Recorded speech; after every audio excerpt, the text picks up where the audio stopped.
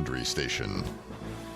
I'm Stephanie Austin. Wichita police officers were dispatched Saturday evening around 6:40 to the 2400 block of East 17th and found 35-year-old Justin Green with a gunshot wound. Green died at the scene. Around the same time, a 25-year-old male arrived at the hospital with a gunshot wound and was treated and released. Yesterday morning, a third male was located with gunshot wounds and was taken to the hospital in serious condition. Investigators have determined a disturbance occurred between several people at a family gathering and that a suspect fired multiple shots and hit the three males.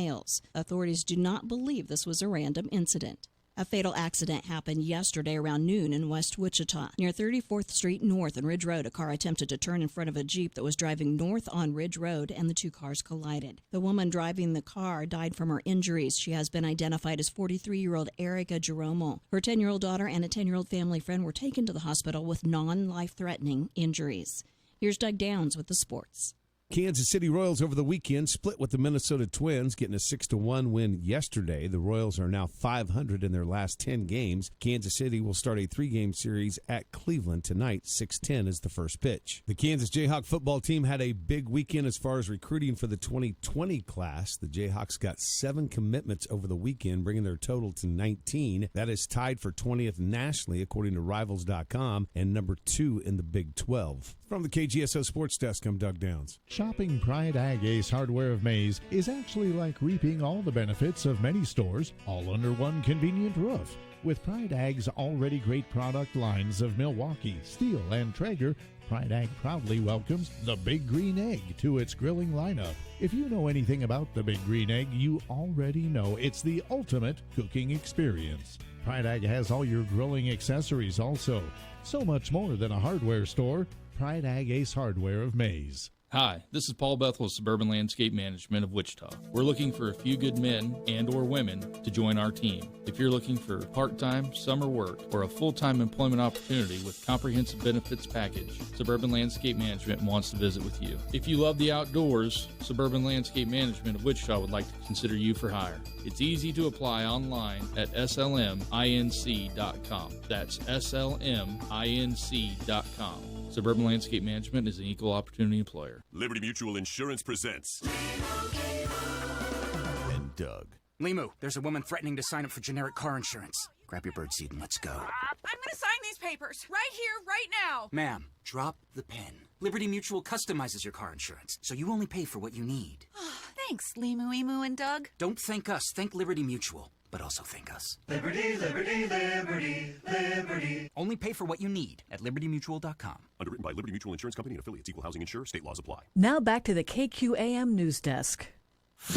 Senator Bernie Sanders is proposing Congress eliminate all college loan debt. Our younger generation, through no fault of their own, will have a lower standard of living than their parents, more debt, lower wages, and less likelihood of owning their own homes. The Democratic presidential candidate's plan would eliminate $1.6 trillion in debt and raise $2.4 trillion from new taxes on Wall Street. The Supreme Court has upheld the right of a company to trademark its name, even though its name sounds like the F word. The court said denying a trademark would be a violation of free speech. Police in Belgium have arrested a man they say was plotting a terrorist attack against the U.S. Embassy in Brussels. The man identified only by the initials MG. His lawyer says he denies the terrorism charges. On Wall Street, the Dow is up about 40 points. I'm Mike Moss. Market information, Mid-America Ag Network. Plus signs for corn, soybeans, and Kansas City wheat. July corn is up 3 3/4 at 4.46. September up 4 at 4.51 1/2. Soybeans looking well. July beans up 6 1/4, 9.09. August beans up 6 at 9.14 1/2. Bean meal is up. Bean oil still tracking lower. July Kansas City wheat up 9 at 4.61 1/2. September up 8 3/4 at 4.73 1/4. So things look good for grains and soybeans. Fat cattle doing okay. June live cattle up 45 at 107 even. August up 67 at 102.90. Feeders, not so much. August feeders down 65 at 133.02. September down 45 at 133.60. So we've got issues for feeder cattle ongoing.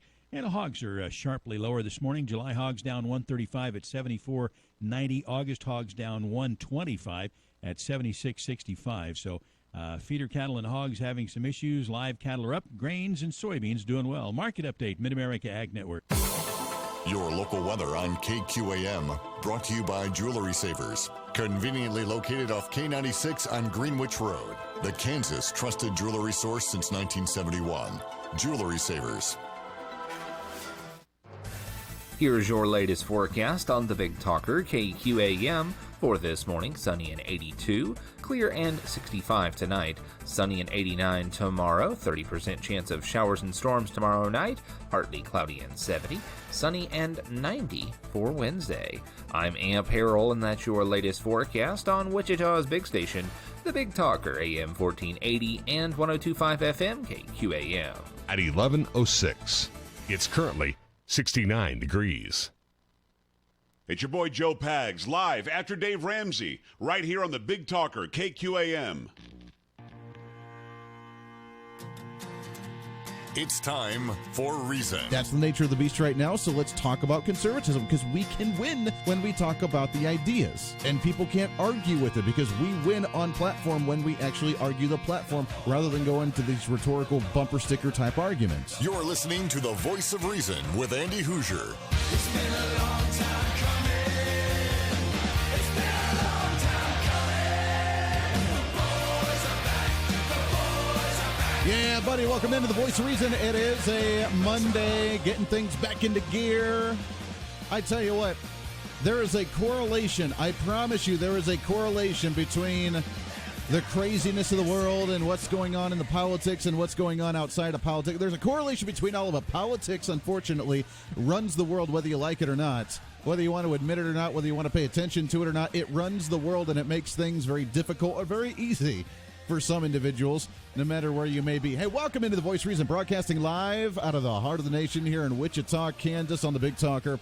1480 on the AM side, 102.5 on the FM side, KQAM. We are simulcasting all over social media, on Facebook Live, on YouTube Live. Do me a favor. Come on, man. Jump on there. Go to Facebook.com. Find KQAM Radio. Find the Voice of Reason. Like it. Subscribe to it. Share it onto your own page. Just say good morning, good afternoon, whatever you want to say. But we'd love to have you on there as we are growing, as we are getting you rocking and rolling each and every day. And we'd love to have you check out the program and check out the feeds each and every day as well. Let's get this going. What do you say? It's a Monday, which means we're setting the tone for not only the whole week, but for today, but the whole week as well. Next week is 4th of July, which means this is the last full week that you actually have to worry about. Let's get it started in here. Let's get it started. Let's get it started in here. Let's get it started. Let's get it started in here. Let's get it started. Let's get it started. Hey, there it is. Welcome in. 316-721-8255. 316-721-TALK on the Shocker Pool hotlines. We'd love to hear from you.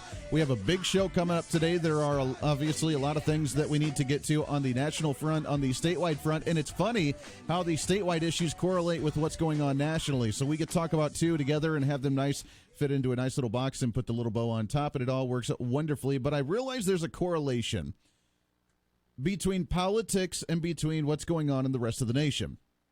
There really is. Here's a headline on Drudge Report as of right now. Communist Party USA sees a chance as progressives begin to surge.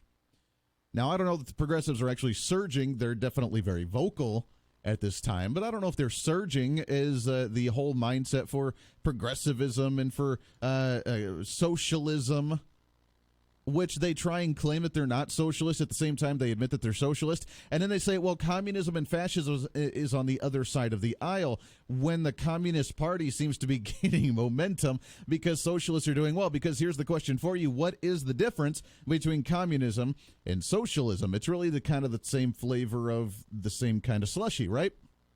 It really is. So as one begins to grow, the other's beginning to grow. Now, that growth is minuscule, and there's really very few people that actually associate with the Communist Party USA. But nonetheless, they are beginning to grow because people love the socialist mindset. We just had an hour ago, Senator Bernie Sanders release his plan on what he wants to do with universities and college. And this is what he had to say. Will make it possible for every person in America to get all of the education they need, regardless of their financial status. This means not only a college education, but the right to enter a trade school, the right to learn how to become a carpenter or a plumber or a sheet metal worker, and get one of the many important jobs that keep our society going. Mm-hmm. There it is. So with the Democrat debate coming up Wednesday and Thursday this week, many of them are very tense, are very anxious to see what this is going to look like this week as they are trying to prepare themselves for these presidential debates. Really, the first time to be standing on that national stage in front of 10 other candidates and millions of people watching, even though, by the way, we will not be carrying the debates on the KQAM airways because there is not a syndicate radio syndicator that is going to be actually broadcasting these debates because, well, they don't see it as very important, I guess. I don't know why. But there's not going to be any type of coverage, so KQAM, we will not have it. We will, however, have all the feed for you and all the audio clips coming up the next days thereafter. But there is the preparedness for the debates to this week with the Democrats. And Elizabeth Warren has been really focusing on the education with her plan that was going to give you a free 2-year community college plan. Then we have this plan with Bernie Sanders saying, I'm going to take it a further. I told you this would happen, and many other people said this was going to happen. They would out-left themselves, and they would compete on who could give you more goodies. And that today, apparently, is how you judge a presidential candidate. And this seems to be happening on the Republican side as well. But in today's times, it's not about what good ideas you have to get the nation back on track, how to make the nation strong, how to actually build jobs, how to actually take care of international trade, how to do negotiations, how to do multinational corporations, how to take care of the wars, how to take care of our debt. That doesn't seem to be the hot topical issue this year. The hot topical issue is how much can I give you? And I really hope the American people, especially those on the left side of the aisle that we disagree with, that I personally disagree with, I really hope that that's not your deciding factor, is how far left can I go and how much free goodies can I give away? If you say, I'm going to go after college, I'm going to go after law enforcement, I'm going to go after the LGBTQ, I'm going to go after protected classes, I'm going to go after higher taxes on Wall Street, whatever.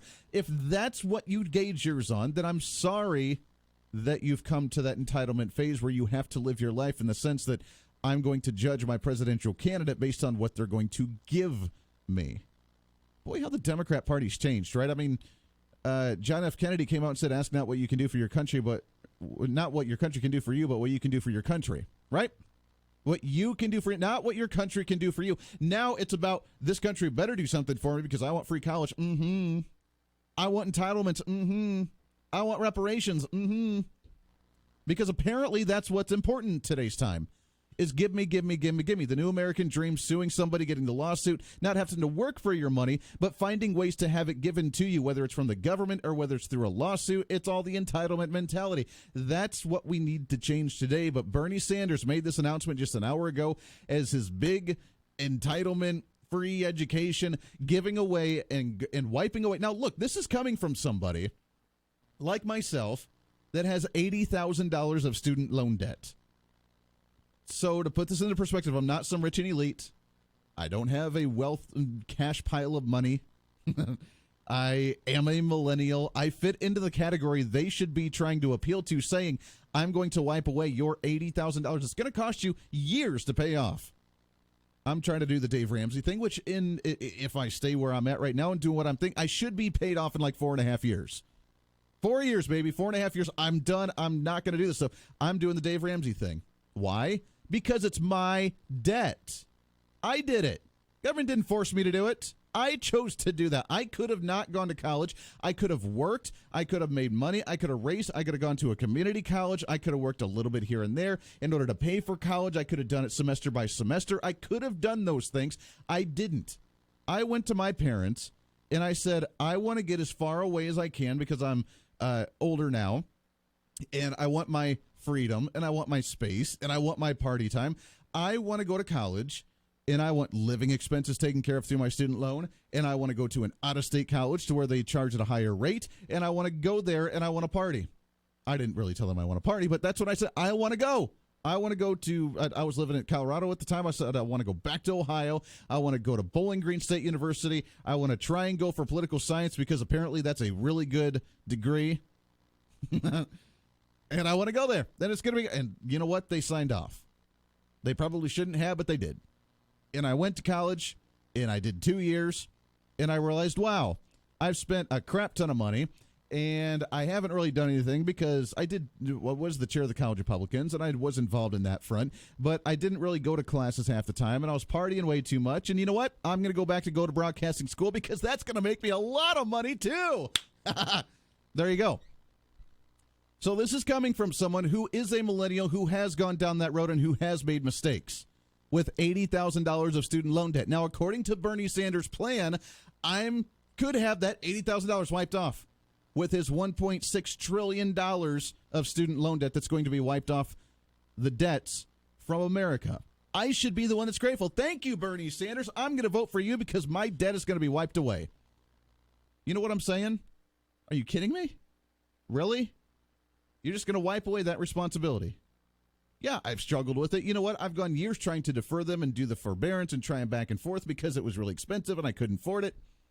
Yeah, I've struggled. It's my debt. I'm the one that messed up. I'm the one that did that. I'm not separating. I'm not privileged by any way, shape, or form. I have to pay for what I did because I took it out. Imagine what would happen in society if every debt was wiped off like that.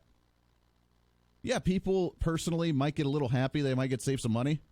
You realize what that would do to the national debt? To what? You can't just wipe it off and be like, oh, never existed. There it goes. Poof. It's gone. You can't do that. Can I do that with my credit cards? Not that I have any credit cards now. Now that I'm going through everything and I don't have any credit cards. I'll be very proud of that.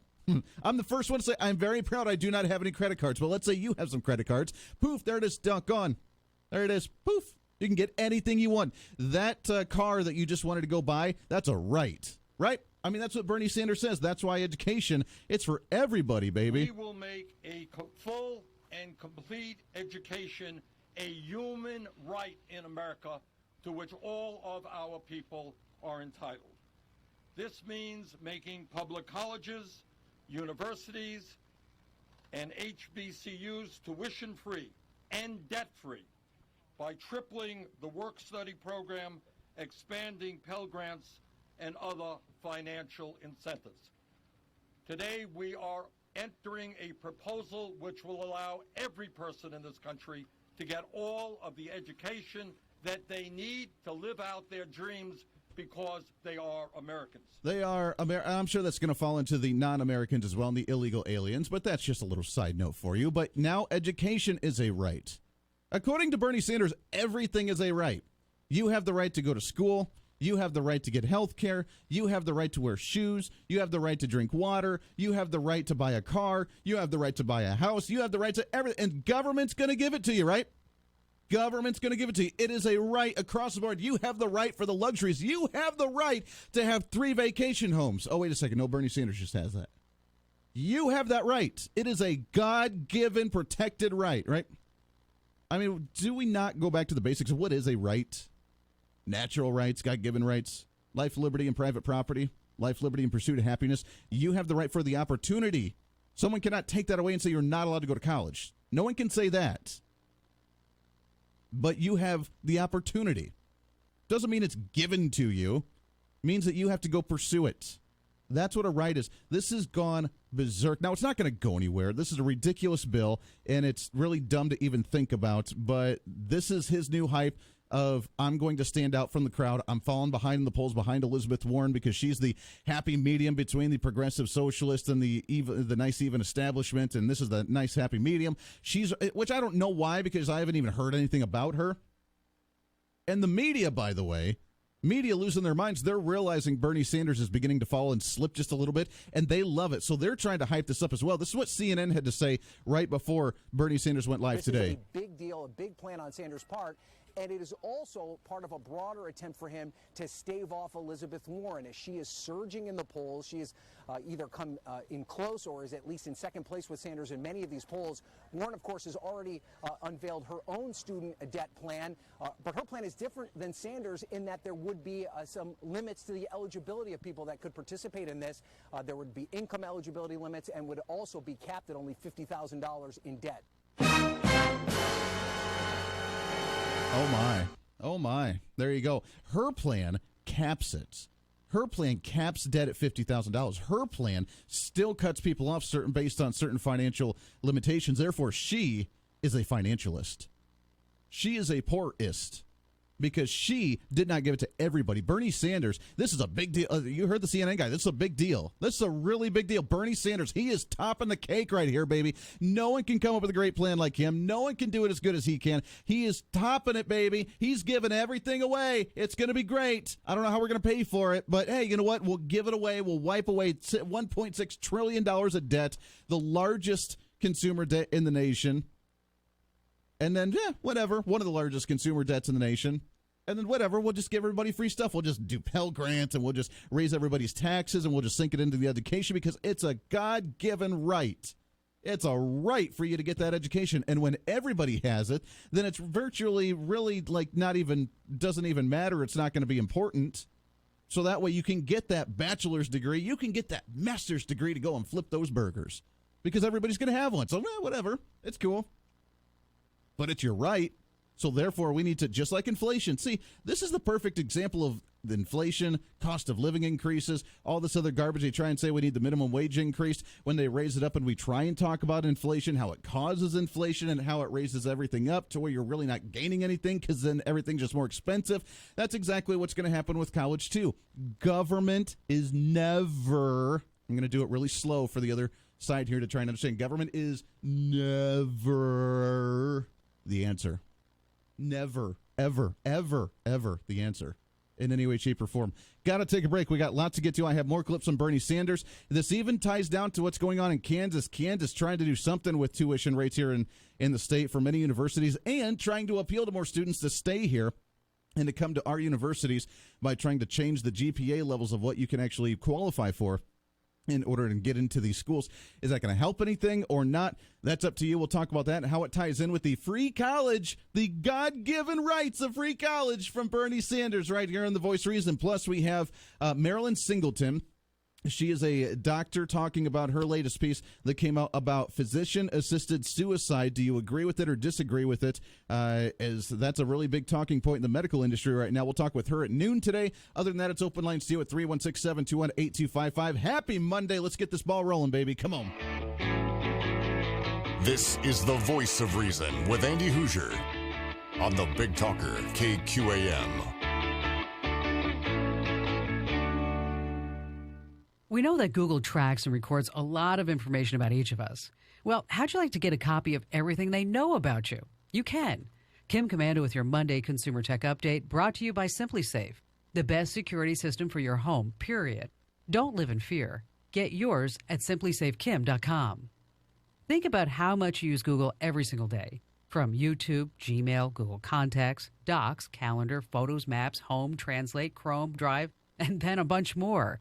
Your Google footprint includes your browsing history, searches, ads, preferences, email, and other information stored on Google servers. You can get a copy of it all using Google Takeout. You'll see exactly how much of your personal info is being tracked, and then you'll know what you need to lock down. You'll be notified by Google through text or email when your information is ready to be downloaded. To order your Google footprint, go to google.com/takeout and get ready to be shocked. I'm America's Digital Pro, Kim Komando. This just happened. A woman in Michigan is at work when she gets a call from SimpliSafe Home Security.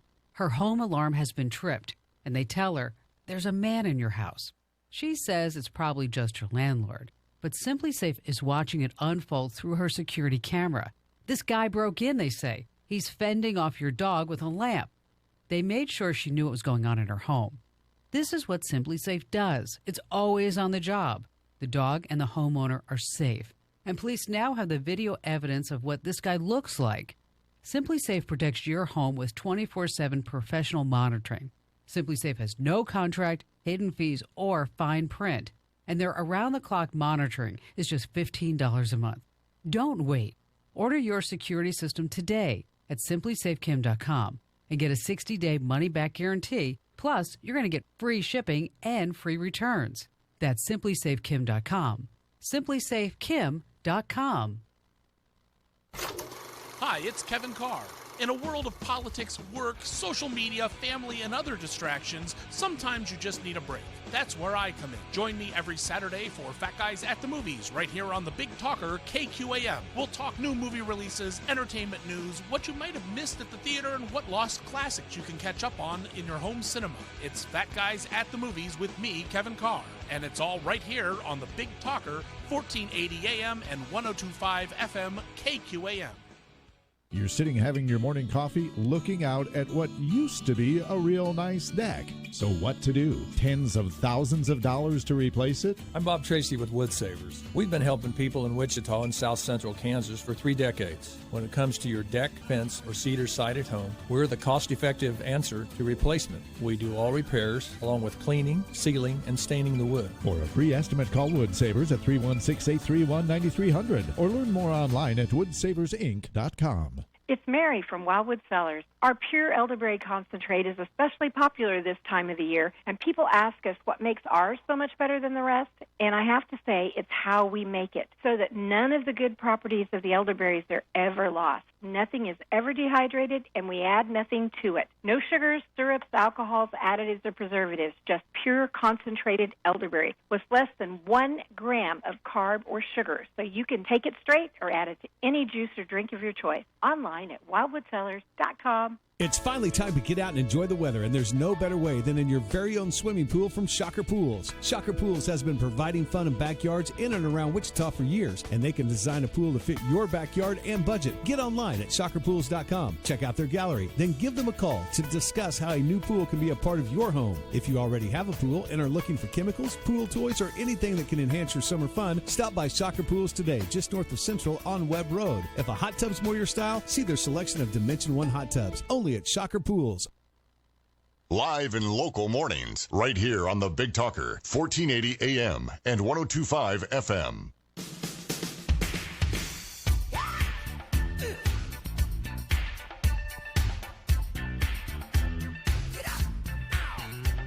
We will make a full and complete education a human right in America to which all of our people are entitled. This means making public colleges, universities, and HBCUs tuition-free and debt-free by tripling the work-study program, expanding Pell Grants, and other financial incentives. Today, we are entering a proposal which will allow every person in this country to get all of the education that they need to live out their dreams because they are Americans. Wow, there it is. Free college. It's a human right. Is Bernie Sanders? It's human rights. It's a human rights. Yeah, human rights. I wonder how they're going to pay for this. By the way, I don't know the funkiness of the audio there. It's a little strange. It's actually live from his little tiny speaker that he had out there. He had a little podium thing set up outside the Capitol with the little speaker system set up. So it was the feed directly coming off of that. You would think that you'd have better equipment like that to do an announcement in Washington, D.C., because a lot of people like to do different announcements in Washington, D.C., and actually do stuff out on the Capitol grounds and on the stairs, so that way people can watch and, you know, have a little rally and do their thing. You would think that you'd have better equipment there. At the same time, he does try and do the socialist thing, so that's about the best equipment you can actually get. Ha! It's a joke. There it is. 316-721-8255. 316-721-TALK on the Shocker Pool hotlines. When we come back after the bottom of the hour, we'll continue with this. I want to play some more of these clips. How is he going to pay for it? What's he going to do? And the response, I had to laugh. Do you realize who the CNN contributor is? I didn't even know he was a contributor, but apparently he is. He's a contributor for CNN that chimes in for the alternate views, and that's John Kasich. That's a joke right there in itself, too. So we'll get his thoughts on it. What did John Kasich have to say about the free college from Bernie Sanders? Plus, how does it relate to Kansas? Well, pretty much it really does, because as our universities are looking at tuition prices and the different qualifications for college, trying to allow more people in, maybe they don't have to worry about it. Just do it for free. Anybody can come in. They can do whatever they want to. Anybody can just waltz right in there. You can get your education. Then you can, like, say that you're just equivalent to everybody else, which does not make you stand out in any way, shape, or form. Isn't that nice? Bottom of the hour news coming up. Your phone calls when we come back as well, right here on The Voice of Reason.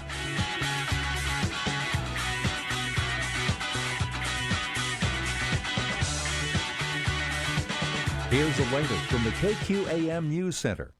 We cannot ever let Iran have a nuclear weapon. President Trump has just signed new sanctions that go after Iran's religious, military, and political leaders. So I look forward to discussing whatever I have to discuss with anybody that wants to speak. The United States is building a coalition of allies to protect Gulf shipping lanes. Trump says other nations must share the cost of that.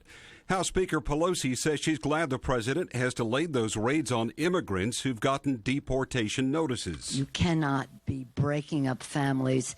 You cannot be ignoring the rights of immigrants to our country. The FBI has taken over the investigation into the deaths of a woman and 3 children found dead on federal land along the border often used by those trying to enter the U.S. illegally from Mexico. The 2026 Winter Olympic Games have been awarded to the Italian cities of Milan and Cortina. The Dow up about 40. I'm Mike Moss. Geico presents yet another voicemail from your roommate. Hi. So, about the kitchen. Turns out when there's a grease fire, you're not supposed to throw water on it. Who would have known, right? Anyways, the fire department is here and it's totally cool. Give me a call back when you get a chance. The Geico Insurance Agency could help keep your personal property protected, like if danger is your roommate's middle name. Visit geico.com to see how easy it is to switch and save on renter's insurance. At Indeed, we understand that when it comes to hiring, it's important to have a large talent pool to choose from. But sometimes too many good options can be overwhelming. That's why Indeed doesn't just give you access to a large pool of job seekers. We also offer screener tools that let you instantly narrow down your search. Hone in on hiring with Indeed. Experience Indeed for yourself today and get a free sponsored job upgrade on your first posting at Indeed.com/promo. Terms and conditions apply.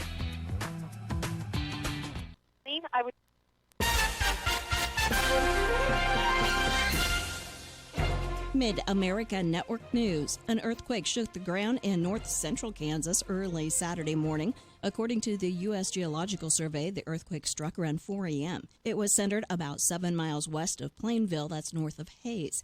It registered a 4.4 magnitude. People as far away as Wichita and North Platte, Nebraska, reported feeling the quake. The Kansas Supreme Court has refused to shorten the time that a man will spend in prison over a November 2014 murder in McPherson County that authorities say he planned. The court ruled unanimously on Friday against Samuel Dara of McPherson. He pled no contest to charges including first-degree murder and attempted aggravated kidnapping in the stabbing of James Croft. He is set to spend more than 30 years in prison. I'm Stephanie Austin. Hi, this is Blake Davis from Davis Liquor Outlet. Check out our great everyday deal on Bud and Bud Light 24-pack 16-ounce cans, just $20.99. And more coupons online at davisliquoroutlet.com. Each store independently owned and operated, excludes 31st and Meridian location. Price sells cars at Rusty Eck Ford. And now only at Rusty Eck Ford, employee pricing on every new Ford car, truck, and SUV in stock. Not one, not two, but every new car, truck, and SUV in stock discounted to employee prices. Plus, you keep all incentives. Employee pricing plus incentives only at Rusty Eck Ford, where price sells cars. You know what? Price really does sell cars. You're right, Kyle. But it's our award-winning customer service that keeps them coming back. Come see what's going on. RustyEckFord.com. Prices plus tax and fees. All rebates to dealer. Employee pricing equals Ford supplier pricing. To receive Ford credit rebate, must finance with Ford credit with approved credit. Purchase from dealer stock on or before 6/30/19. And now, this moment of quiet calm. Brought to you by Rusty Eck Ford.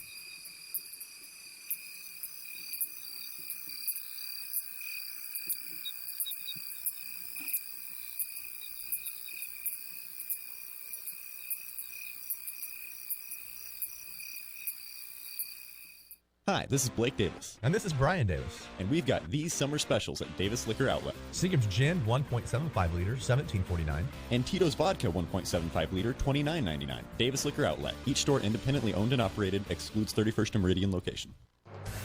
Here's your latest forecast on the Big Talker KQAM. For this morning, sunny and 82, clear and 65 tonight, sunny and 89 tomorrow, 30% chance of showers and storms tomorrow night, partly cloudy and 70, sunny and 90 for Wednesday.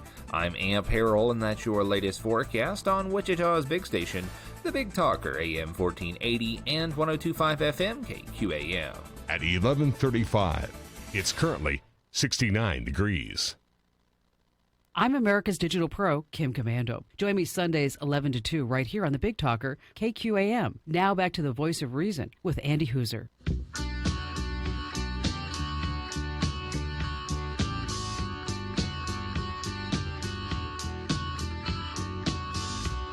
Keeping political talk trendy. Oh my God, yes, more. This is the Voice of Reason with Andy Hooser.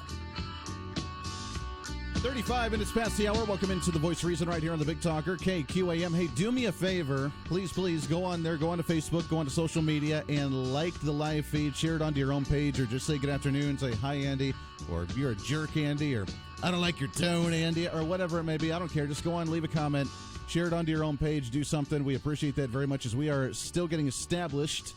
Getting you established, the fact that we're no longer in the mornings, but now we're in the middle of the day for your lunch break, which means, or maybe you're just heading into work, you work a different shift, maybe you're getting off work, doesn't matter, but we're here for you, and we appreciate you hanging out with us today and each and every day. Welcome in. 316-721-8255, 316-721-TALK. I see this education thing as more an entertainment value than anything else. This is the way for them to try and differentiate themselves on the political spectrum and try and show how much they're going to give away. And it's not going to work. It's not going to happen. Try and tell me that you're going to be Bernie Sanders. If you are Bernie Sanders, then first off, I feel really bad for you. But just pretend that you're Bernie Sanders for a second. You've been in politics for 30-plus years, and you've never been able to make something like this happen. You've never even proposed it because you knew it was a foolish thing to propose. So then you get in there and you say, now you're running for president, and you say, I want to do free college for everybody. I want to wipe $1.6 trillion of debt off the U.S. map. I want to forget it was even there. Poof, it's gone. Which, by the way, if that happens, does that mean that we can actually eliminate the Department of Education? It's a good question, right? Can we eliminate the Department? Because remember, just like they interviewed Betsy DeVos, they said, oh, wait a second. It's not about education. We don't really care about the educational part. We want to ask you, have you ever handled a bank account that's worth $1.5 trillion? Because if you haven't, then you're not really qualified, because that's what the Department of Education is all about, is about the fact that you can handle a really, really large bank account, because that's what the Department of Education is. It's a bank account for lots of money to give away for student loans, give away for grants, give away for subsidies, give away for this, give away. You get federal money, and you get federal money, and you get federal money. I could see that as the campaign slogan. Did you see, by the way, what's his name? HBO talk show host, whatever his name is, had said that the only person that could actually beat Donald Trump would be Oprah Winfrey. And I could see the slogan, Oprah, you get me, and you get me, and you get me, and everybody gets me. That would be the campaign slogan. And she would say, you get free college, and you get a free car, and you get free health care, and you get all the free goodies, and we're going to give it all away, and it's going to be fantastic. That would be the campaign slogan. And I realize this is more of just the entertainment value, because it's not going to go anywhere. He can propose it in the Senate. It's going to die before it even gets to a committee.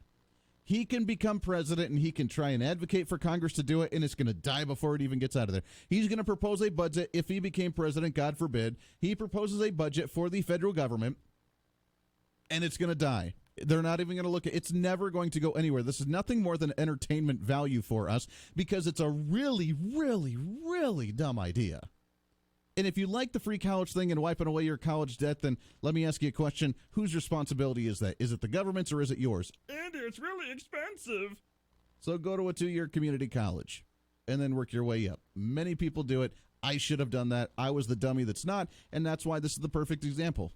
Because I do have to pay for my $80,000 of student loan debt. No, I do not want it wiped away from me, because I did it, so therefore I'm going to pay that responsibility. I'm going to do that. Andy, many can't. You're privileged. Yeah, okay. There's always an excuse. Always an excuse. He even said it. He said it right here that it's not our fault, right? In the wealthiest country in the history of the world, it is simply not acceptable that our younger generation through no fault of their own, will have a lower standard of living than their parents, more debt, lower wages, and less likelihood of owning their own homes. There it is. No fault of our own. The young generation, no fault of our own that for the first time our standard of living is going to decrease. Well, why don't you not get into debt? That the government tells you to do, by the way. They tell you. You need to build your credit. You need to get a credit card. You need to get student loans. You need to go to school and get that. You need to try and fight and get the average job after you get the student loan and the college degree and everything. And then you need to go back and live with your parents. They tell you you have to do that. That's the way of living, and the government encourages that behavior. Maybe if they didn't said, you know what, we're not going to subsidize your student loans. We're not going to subsidize state universities. We're going to make them lower the prices based on competition of the market. And we're not going to help out. Go at it. Then guess what? If you started to, here's the thing, if you started going to online courses majorly, if the young generation started going to 2-year colleges and was working through it and paid for it without taking out student loan debt, and the government wasn't benefiting from a 9 to 12% interest rate on a $80,000 student loan, if they weren't benefiting from something like that, if they weren't subsidizing the state universities as they are, then guess what? I'm pretty sure the drastic prices would drop dramatically when it comes to colleges, both 2-year and for 4-year universities, because they'd say, wait a second, our enrollment's terrible. We're not getting students. That's what's happening here in the state of Kansas. What just happened last week? The state universities, the Board of Regents came back and said, no, you're not going to raise tuition rates. KU said, well, why? We just spent $58 million more than what we did last year. Well, why the hell did you do that? Your enrollment went down. Why would you spend more money when you don't have as many students? What could you possibly spend money on that costs that much money when you have less students there to use the programs? Yeah, but we're like government, dude, and like we just want to spend money, and then we can just find ways to compensate that, like tuition rates and hikes and stuff, man. So the Kansas Board of Regents told the state universities not to raise tuition, and now to offset that, what are they doing? They're lowering the standards to actually get into college. Now, they're saying that it's the less fortunate and those who normally don't get an opportunity to do so based on inner city schools and other individuals that have a tough time actually getting to schools. But now they're saying, well, you know what? It's going to be in an effort to try and expand that. But now they're going to lower it from a 21 score on the ACT down to an 18 or a 17 with an average GPA of a cumulative 4-year cumulative GPA at 2.25 GPA, which means unless you actually completely don't pay attention, don't do anything, you could virtually get into college now. Which, does that help or does that not? Does that set you up for a failure or does that give you an opportunity? Because if you're floating through with a 2-point GPA in high school, that means you're probably not paying attention or you're not grasping the content. Now try and use that and then go to college and get a free college that's subsidized by the taxpayer money. Go there for a couple of years and try and see if you can survive. So I don't know if it's actually helping or if it's just setting students up for failure and wasting taxpayer dollars, but that's what the government does best, right? 316-721-8255. Let's get your thoughts on this. Line number 1. Good afternoon. Who's this? Hey, it's Andrew. Hey, Andrew. How are you, sir? Doing good, sir. Doing good. Hey, so you and I have talked about this a lot, so we don't need to dig too deep into the past bits. We've noticed that 60% of people who get diplomas don't go into their career field, so there's that. We've talked about how a lot of the undergraduate programs here first year are because they're having to actually train up on the math and English skills that they're not picking up from some of their high schools. We've talked about how the federal government is using the student loan program as a way to help prop up the failing Keynesian economics, just the way they did cash for cars, cash for clunkers, cash for houses. More government bailout, more government money, and don't worry, we're here to help you because we're the government. And you can't get rid of it due to bankruptcy, so they've figured out a way to go ahead and permanently screw you without letting you get a chance to get out of it. But Crazy Bernie also isn't thinking about a couple of things here, or at least he's not wanting to let you think about a couple of things here. Not all student loans are backed by the government. Some are just backed by banks. Well, that is true. I mean, that's why I've tried to consolidate my loans many times before, and I wasn't able to because I thought, being Mr. Smart College Kid too, that I was going to take a private loan out because, you know what, I don't like the government, so I'm going to do it in the private sector. And it is backed by a private bank, but that does not allow me to actually consolidate a lot of those loans. So I have about half and half with my student loans.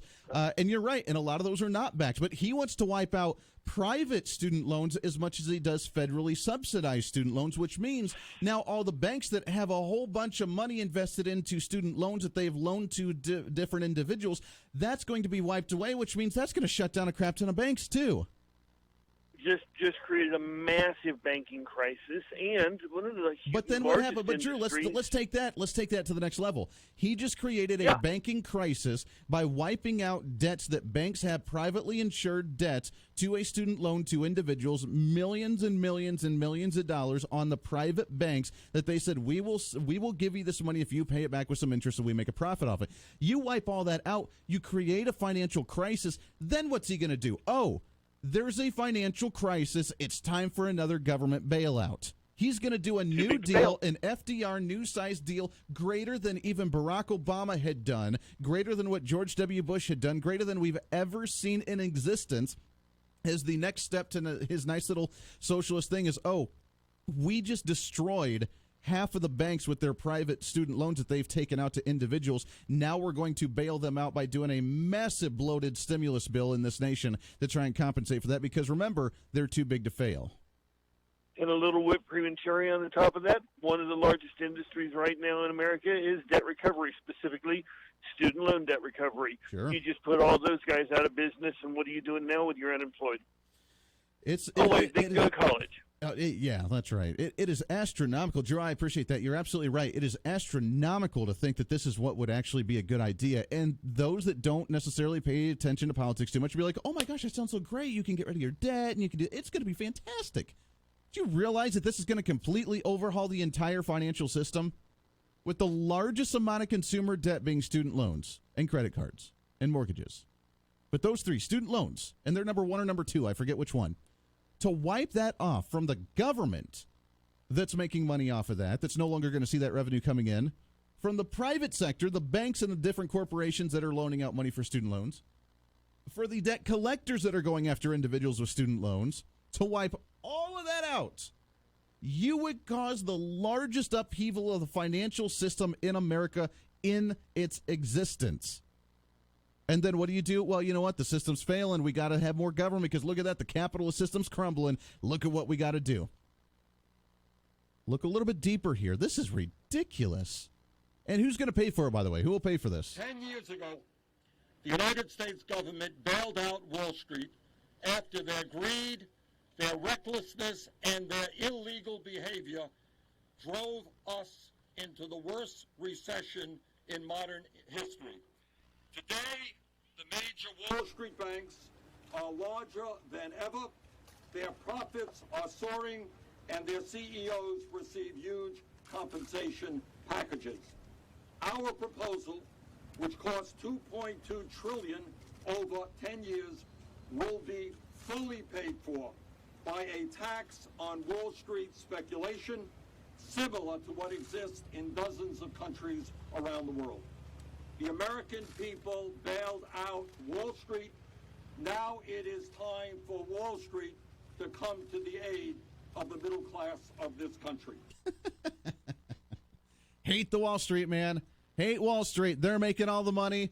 We bailed them out. Now it's their turn to turn it back in, and they're going to pay for all this. They're going to pay for this $1.6 trillion of debt that we're going to write off. They are going. So not only are we going to see a financial collapse, then we're going to make Wall Street, the quote-unquote evil rich millionaires and billionaires, pay for all of this, not only for the debts that we're going to wipe away, but then also to pay for the accrued continuous increase in spending for all the students to get education, then to cover the consequence of the recession and the financial ruins that we're going to leave the nation because of this idea. This is about as lacking common sense as it is trying to find a gnome riding a unicorn with a gun and a kitty cat, if you know our nice little mascot here in the studio. That's why we have this in our studio. That's why we have this here, because common sense is as known on the Democrat side, on the left-wing side, is what we see right here with a gnome holding a gun, handling a cat, riding a rainbow unicorn. Oh, yes. That's how obvious it is. This is ridiculous, man. And look, it's not going to go anywhere. That's why we can laugh at it, because it's not going to happen. Nothing would ever happen with this. It's not going to go through Congress. Even if we lose a chamber, which God forbid we did, and I don't think we're going to. I think we're going to gain. I think Republicans are going to win back the House of Representatives. But let's just say that Bernie Sanders wins the presidency, Democrats maintain their hold on the House, and Democrats take over a majority in the Senate. That's impossible. It's not going to happen. But let's just say, if that happened, even then, they would not have enough votes to try and pass something as ridiculous and absurd as this, because they know what would happen. They know it. This is a shot in the dark. This is nothing more than a way to stand out, to boost yourself up in the polls, and to win a population like the millennials that don't even turn out for the election. And they're trying to get them to turn out by saying stuff like this because it sounds really, really nice. We're going to wipe away your student loan debt. You're struggling. You can't buy a house. You're not going to have the standard of living as you did with your parents. It's not your fault. You're a victim. Just vote for me and we'll wipe it all away. We'll start all over. We'll give you lots of goodies. It is a right for you to get that education. It is a right for you to get that health care. It is a right for you to do anything you want to do. It is your right. And it's going to be protected by the government. So we'll be able to remove it or give it to you and grant it to you whenever we deem necessary, because it is the rights based on the rights from the government. And therefore, you should put your trust in us. Thou shalt say, trust in the government as you do the other religions, my friend, because government will give you and grant you those rights when we deem it so necessary. Just pray to us and pay your taxes, and we will take care of you nicely. Got to take a break. 9 minutes to the top of the hour. Stay here on The Voice of Reason. The Voice of Reason with Andy Hoosier. Market information from Mid-America Ag Network. Well, we're seeing some mixed numbers across the livestock complex. We're seeing some positives for corn, wheat, and soybeans, and Kansas City wheat really doing well. July KC wheat is up 11 1/4, currently at 463 3/4. September up 11 at 475 1/2. Strong gains for Kansas City wheat. July corn is up 4 1/2 at 446 3/4. September corn up 5 1/4 at 452 3/4. Soybeans look well. July beans up 7 1/4 at 910. August beans up 6 3/4 at 915 1/4. Soybean meal, soybean oil are mixed. July soybean meal is up $2.80 at $318.40. August up $2.50 at $319.50. July bean oil is 5 points lower at $28.39. August down 5 points at $28.52. So mixed numbers in the soy complex, but the beans themselves are doing well. Kansas City wheat on quite a rally, and corn is in positive territory too. Numbers in the livestock complex aren't quite so rosy. We've got a couple of contracts, the early ones in fat cattle that are higher, but after that, everything else is a little grim. June live cattle up 27 at 106.82. August up 27 at 102.50, but after that, the later months are all down. Feeder cattle is down all the way across. August feeders down 95 at 132.70. September feeders down 85, 133.20. Again, all the later months are down. Hogs are taking a pounding. July hogs down 167 at 74.57. August hogs down 175 at 76.15. So not a good look for hogs or feeder cattle. Fat cattle have got some strength in the early months. Cotton is on a heyday today. July cotton is up 141 at 62.60. October cotton is 78 points higher at 65.51. So a good look so far for cotton today. The U.S. dollar index for September down 0.148 at 95.570. Markets, Mid-America Ag Network. This is John Sidoric with JD Aviation Services at the Augusta Airport. There's no doubt that vehicle maintenance is important on the roadways, and proper aircraft maintenance is even more important. Since JD Aviation Services opened its doors, we've received many new customers through recommendations of current customers. So this is your formal invitation to make JD Aviation Services of Augusta your aircraft maintenance partner. Learn more at iflyaugusta.com. Coming spring 2019. Hail. Ouch. Oh. Wind. Freezing temperatures. Tornadoes. That's mayhem. Hi, I'm Mark Collier, your local Allstate agent. We're your insurance agency interested in doing what's best for you. Before mayhem strikes, call us at our Goddard office, 316-413-4014, and find us on Facebook at Collier Allstate. Are you in good hands? Hi, my name's Christina Stumble, and I own Farm Girl Flowers in San Francisco. With my Spark Cash Card from Capital One, I earn unlimited 2% cash back on all my business purchases. Last year, I redeemed $115,000 in cash back. Yeah, $115,000. And that doubled our digital marketing budget for the summer. Thanks to my Spark Card, we had our best summer yet. Imagine what the Spark Card from Capital One could do for your business. What's in your wallet? Real Capital One customers pay for real stories. Credit approval required. It's News Talk on the web. Like the KQAM Facebook page today. This is the Big Talker, 1480 AM and 102.5 FM.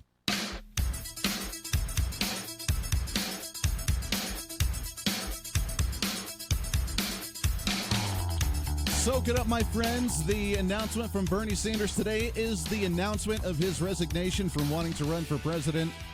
Not because he wants to, but because he's not going to get any support because of it. So, hey, you know what? He just sealed the deal that he is too radical and too extreme, and he could never win a general election. Welcome back in. 5 minutes to the top of the hour. 316-721-8255. 316-721-TALK. He did go on to talk about the cost of education in today's time. This is what he had to say. In 1944, as World War II was coming to an end, the U.S. government did the right thing and passed the GI Bill, which made higher education free to all of those who served in the armed forces. No, wait a second. Well, there's an idea. And I know the audio is a little wonky on that, but, thanks to his, crappy little speaker that he had out there. There's an idea right there. Giving college tuition free for those who actually contribute and serve the nation in the military. Wow, I never thought of something like that. When you actually serve and you actually work for it and you actually do something to contribute, then you end up getting free college. Wow, I never thought of that. So in essence, we actually already have free college. We have free university. All you got to do is actually sign up for the military and serve your nation. Then you can get free college. Most of these nations that he tries to mimic here as well, because he loves the whole, the northeastern Europe thing. And that's what we're trying to base it off of. Switzerland and Sweden and all the Denmark and all these other socialist, quasi-socialist nations over there with the free college, the free health care, everything's all great. And obviously we live in a completely different lifestyle than what they do over there. But if he's trying to mimic those, then why don't we mimic the other part as well, saying it's mandatory to actually serve in the military? Then you can get your free college. It's mandatory. You must serve 5 years in the military. You have to do the training. You have to be away. You have to serve actually boots on the ground on the field. You have to actually do your thing. Then when you come back, then you can get your free education. And you can learn traits about, physical labor. And you can actually learn about using hand firearms. And then you can make it mandatory, like other socialist nations over there as well, quasi-socialist nations, that you can actually make it mandatory to actually have a firearm in the house, because everybody then knows how to use and handle a firearm then as well, since it's mandatory to be in the military. So then you can actually make it mandatory to have guns. Whoa. Dude, mind blown right there. Right there. Make it mandatory for the military. I will agree with you, Bernie Sanders, to get free college and free university for everybody when everybody serves 5 years in the military and everybody is mandated to own firearms in the house. Everybody has to have a firearm, and everybody must serve in the military. When you agree to that, I will agree to your free college. How about that? Let's make a trade-off here. We're doing the great negotiation, my friends. We are doing the great compromise right now, right here on The Voice of Reason. I will agree to free college when they make it mandatory for must be in the military and mandatory to have an AR-15 in every single home. Mandatory, not a little handgun, not a 12-gauge shotgun, mandatory ARs in every home. And then I'll agree to free college because you served your time. You did your thing. You know what? Let's make that happen, Bernie. You all for that? Oh, wait a second. No, you just want to implode the financial system. That's right. That's cool. All right. Hour number 2 coming up. When we come back, Marilyn Singleton. She's going to be joining us about physician-assisted suicide. Is it right? Is it wrong? Where are we with that hard discussion here in the nation? That and more when we come back. Stay here. Hi, this is Brian Davis from Davis Liquor Outlet. My father, John Davis, opened the first Davis Liquor Outlet in Wichita over 40 years ago. Hi, this is Blake, and as a third-generation Davis, I'm proud to let you know that having always been your headquarters for strong beer in Wichita, Davis Liquor Outlet will continue to be your favorite choice for all your liquor and your wine needs in Greater Wichita. 20% off most wines on Thursdays, 10% discounts for seniors, active military, and veterans, and more coupons online at davisliquoroutlet.com. Coupons not valid at 31st and Meridian. Each Davis Liquor Outlet independently owned and operated. Starseed is your one-stop shop for superior cover crops this planting season. We offer excellent cover crops that help capture unused energy and convert it to value. At Starseed, we have just the solution to improve soil health, conserve water, or minimize crop inputs. We even provide custom blend packages. Call Starseed today at 800-782-7311 or visit our website at gostarseed.com for all your seed needs. This is a Steckline Communications station, K273CX, FM 102.5, and AM 1480 KQAM, Wichita proud.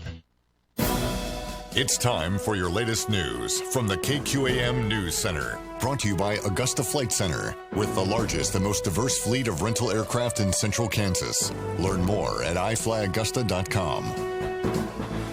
I'm Stephanie Austin. The Sedgwick County Sheriff's Department is looking for a woman who allegedly injured a deputy after evading a traffic stop. 45-year-old Melissa Heinzman was stopped by a deputy yesterday afternoon near 21st and I-135. The deputy discovered that Heinzman had several arrest warrants and asked her to step out of the SUV. She then drove away, dragging the deputy about 100 feet after part of the equipment on his uniform got caught on the vehicle. The deputy suffered a serious injury to his foot. Heinzman was driving a white 1999 Ford Explorer with the tag number 317GMM. Two men have been arrested for breaking into a Wichita high school. Around 2:30 Saturday morning, a USD 259 security guard reported seeing two men inside Northwest High School at 13th and Tyler. Police apprehended the men as they left the school with two fans. 26-year-old Cody Stewart and 27-year-old Braden Stewart were arrested on charges of burglary. It's time now to check in at the sports desk. Here's Doug Downs. Kansas City Royals over the weekend split with the Minnesota Twins, getting a 6-1 win yesterday. The Royals are now 500 in their last 10 games. Kansas City will start a 3-game series at Cleveland tonight. 6:10 is the first pitch. For the first time in Wichita Open history, a 5-man playoff happened. Unfortunately, it could not get finished yesterday because of darkness. Two guys have emerged out of that 5-man playoff. It's Brian Bigley and Henrik Norlander. They will tee off today to finish the tournament. From the KGSO Sports Desk, I'm Doug Downs. Did you know that Jewelry Savers has baby and children's jewelry? Did you know Jewelry Savers buys gold and diamonds? That they stock most all watch batteries and do watch repair? Right now at Jewelry Savers, you can save 60 to 75% off select items in the month of June. Perfectly in time for Father's Day or for those June wedding gifts for groomsmen or bridesmaids. Jewelry Savers, next to Cabela's at K96 and Greenwich Road. Price sells cars at Rusty Eck Ford. And now only at Rusty Eck Ford, employee pricing on every new Ford car, truck, and SUV in stock. Not one, not two, but every new car, truck, and SUV in stock discounted to employee prices. Plus, you keep all incentives. Employee pricing plus incentives only at Rusty Eck Ford, where price sells cars. You know what? Price really does sell cars. You're right, Kyle. But it's our award-winning customer service that keeps them coming back. Come see what's going on. RustyEckFord.com. Prices plus tax and fees. All rebates to dealer. Employee pricing equals Ford supplier pricing. To receive Ford credit rebate, must finance with Ford credit with approved credit. Purchase from dealer stock on or before 6/30/19. And now, this moment of quiet calm. Brought to you by Rusty Eck Ford.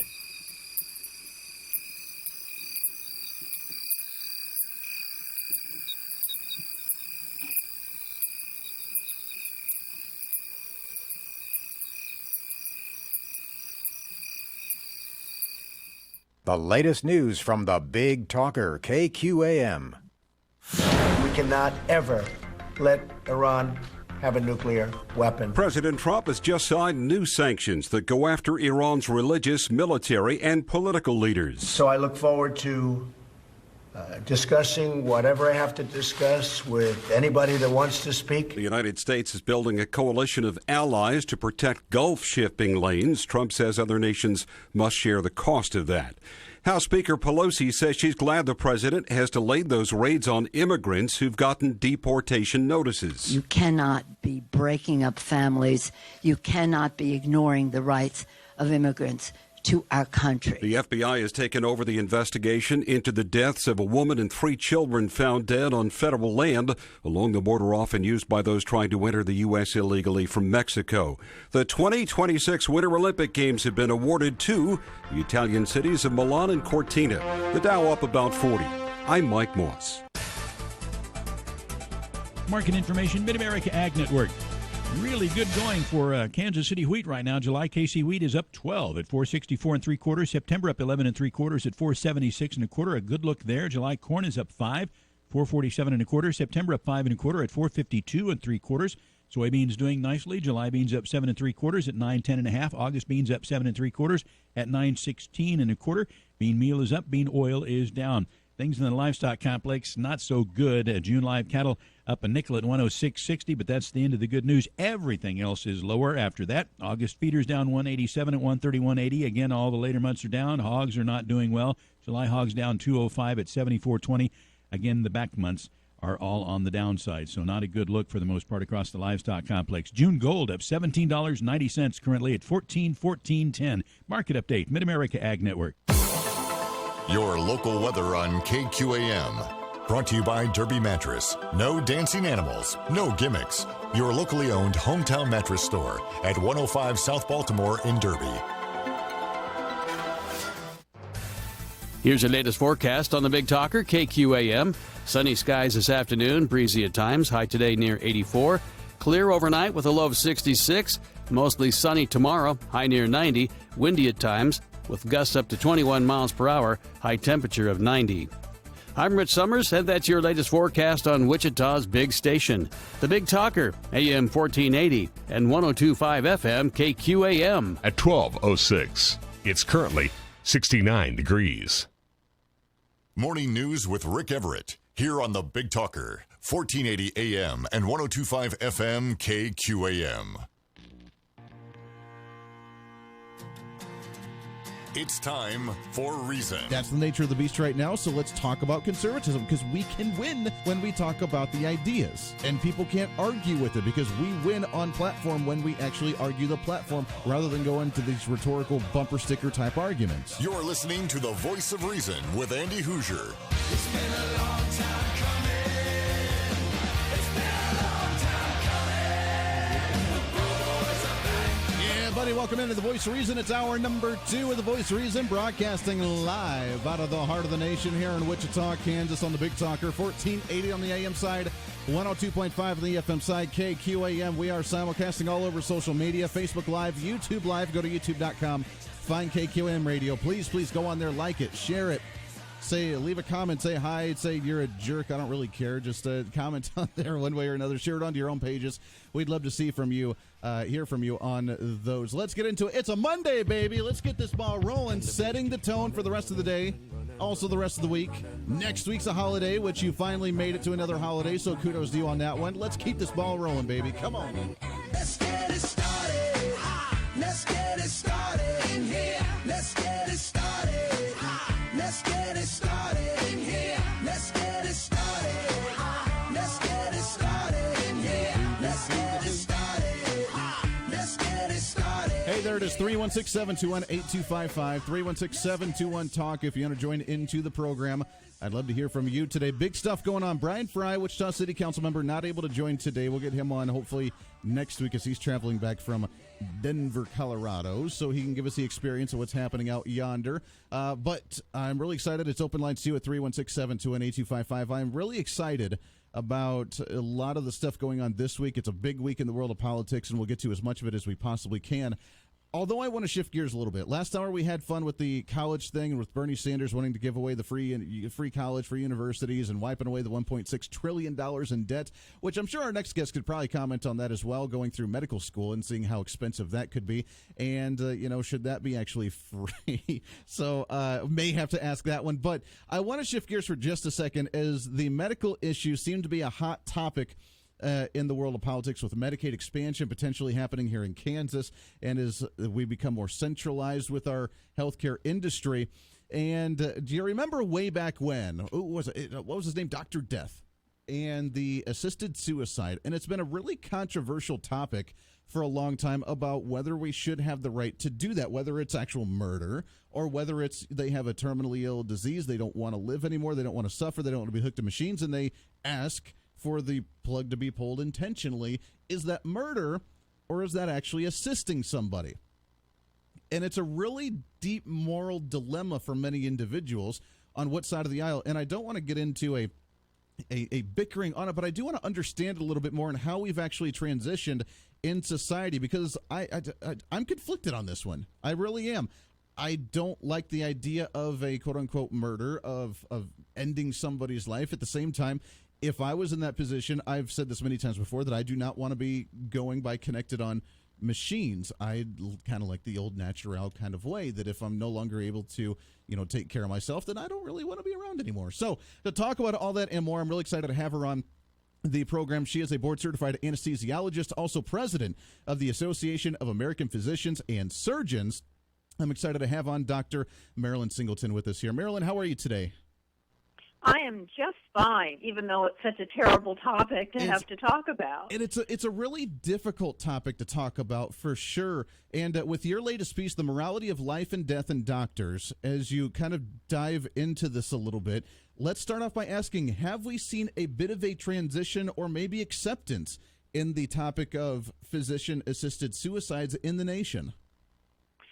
Oh, yes, we have. And, excuse me, I don't know how many of the listeners remember Dr. Kevorkian, and he had his so-called death machine that was drugs put in an IV bottle, and then the patient could open the spigot to the IV bottle, and then that way that they could kill themselves, and it wouldn't necessarily be the doctor doing it. Now we have 8 states who say it's okay to have physician-assisted suicide. Wow. And interestingly, just like with anything that has a political tone to it, you change the name. It even has initials now. They call it PAS. That way you kind of don't have to say the whole thing in a mouthful, or aid in dying, death with dignity.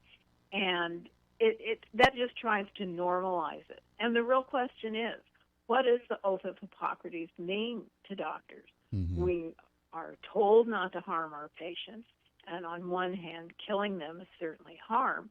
And then some people argue, well, if they request to go, then shouldn't we help them out?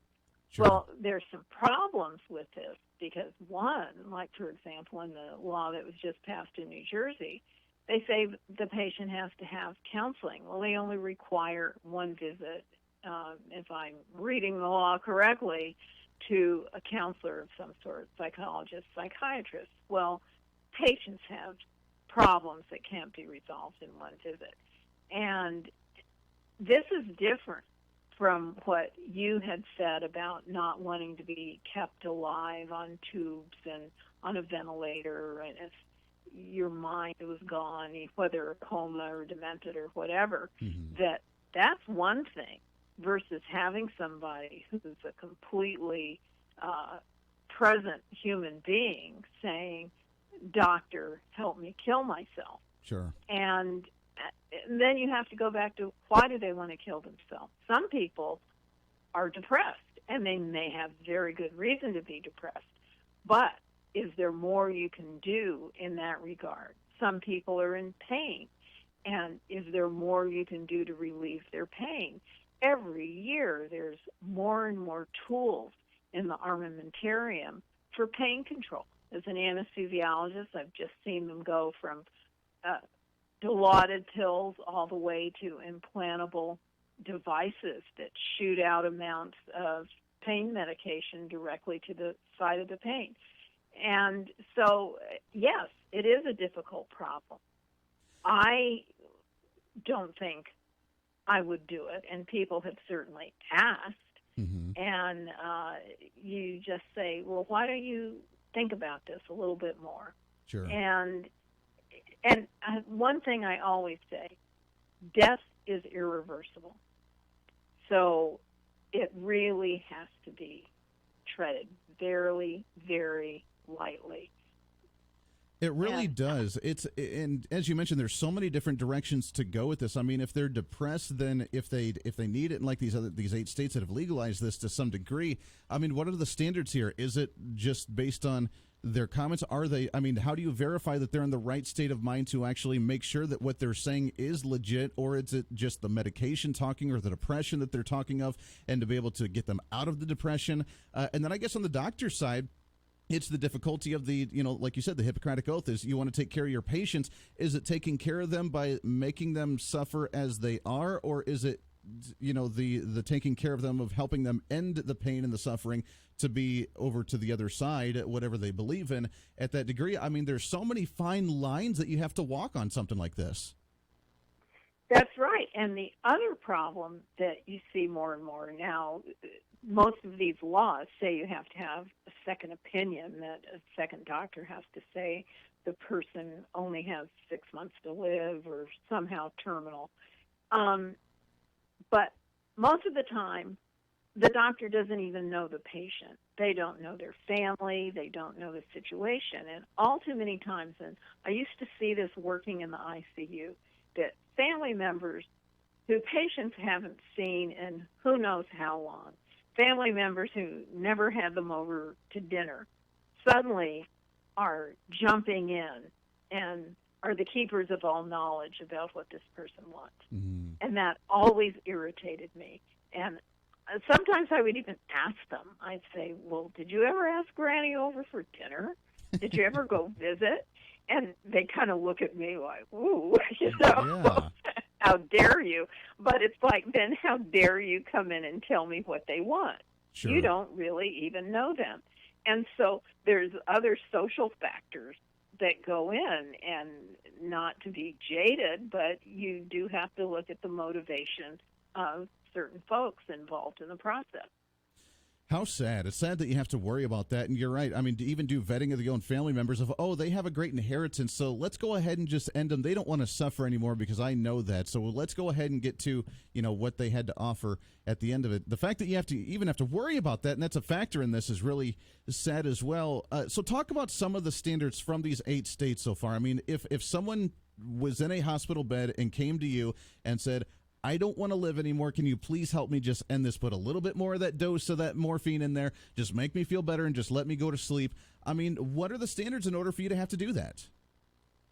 Well, one, you would have to say that when the person is asking, in that sort of situation, that they are in their right mind, and that's what they actually want to do, and the doctor has to verify that that's the case. They have to pass it off to another doctor to verify that that's the case. And then, end of story, you can give a death dose of pain medication. Mm-hmm.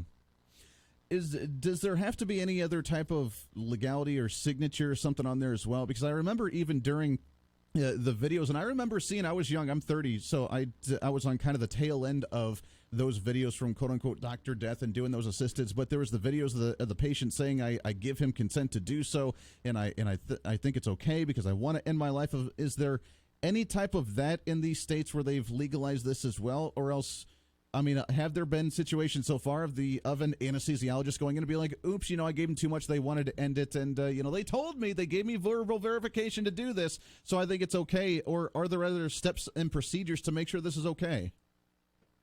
Well, I can't speak to all the laws. They're all somewhat different, mm-hmm. and that everything must be documented, of course, in the patient's chart. And this is the real key. Sure. That it's clear that this is what the patient wants. And the thing is, some of it is just for the doctor to be able to, without incurring any criminal obligation from doing so, can write a prescription. And again, this is somebody who's an outpatient. They're walking around. And so the doctor writes a prescription that would be, if the patient takes it, a lethal dose of some sort of medication Wow. that would decrease their respiration to a point of death. That's even more concerning. I mean, we see an increase right now nationwide, and we've talked a lot about this with other experts as well, about an increase in mental health issues in the nation, an increase in depression, an increase in, suicide attempts because of bullying, or, especially my generation with social media and the bullying and the depression that goes on there. Is this going to lead, do you think, to a more of a transition throughout the nation and maybe in other states as well with the legalization of, because we're already in that state of needing antidepressants, needing some type of pain medication, looking towards doctors to solve a lot of those issues, and then once they get to that age, just saying, you know what, I'm done, just go ahead and put me out. Are we going to see even more of an increase of this? We might, and this is one of those things. Frankly, it's very hard to tell, and this is one of the reasons that you need to talk about it and make people think about it well in advance. There's certain organizations who are very pro, again, so-called death with dignity, and they encourage patients to, when they're choosing a physician, right from the get-go, to ask them, would you comply with the state's death with dignity law? If I ask you for a lethal dose of medicine, will you give it to me? If the doctor says no, then move on to somebody else who will.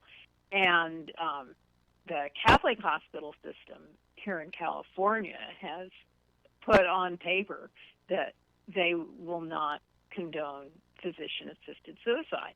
So it's kind of one of those things. If you can, go to a Catholic hospital. If you're worried about somebody trying to push you into something like that. Sure. And one of the things that's bothersome is the rise of hospice, which I have no complaint with hospice care.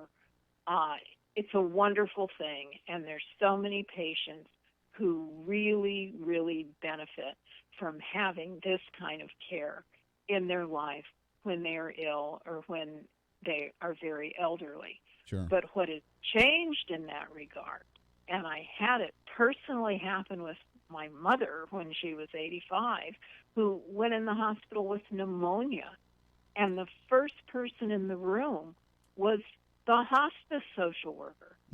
And I just said, she hasn't even had an IV antibiotic yet. Right. Why don't we give her 2 days of antibiotic? Don't just decide she's come here to die. And of course, she lived 3 years after that.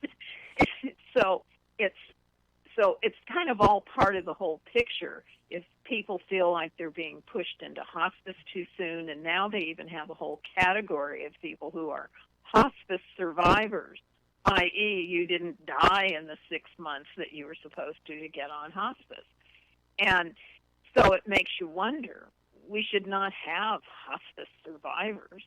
People should go on hospice when they're truly sick and truly need it. Sure. And not get people in the mindset of a pathway to death.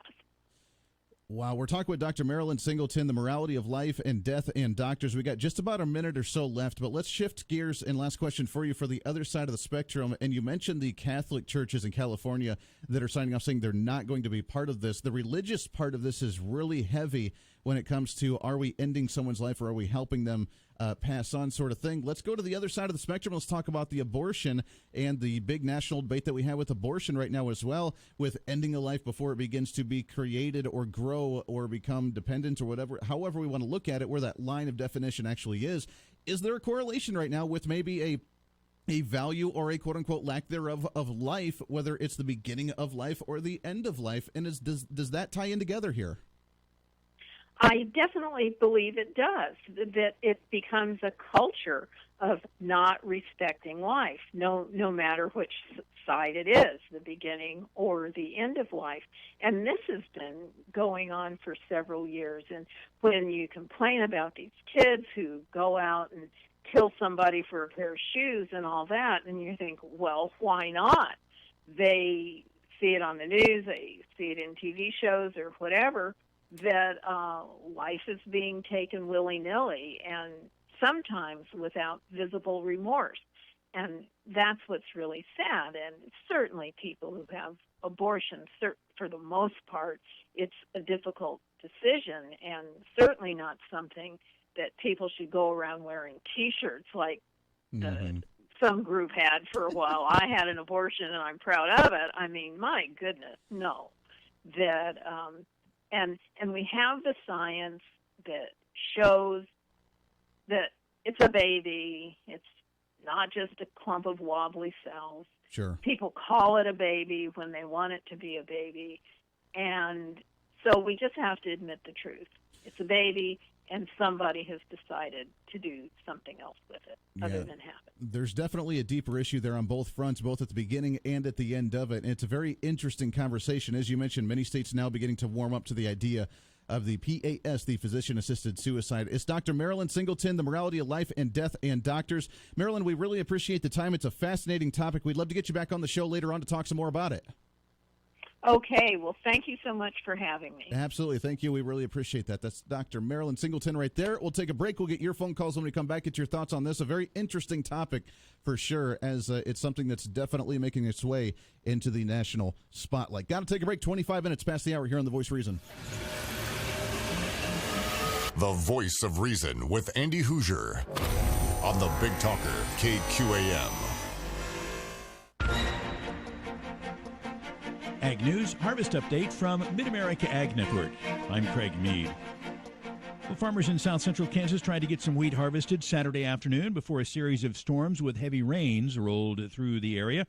One Sumner County farmer managed to at least get started. Yeah, just a very little bit. Got about 40 acres cut on Saturday.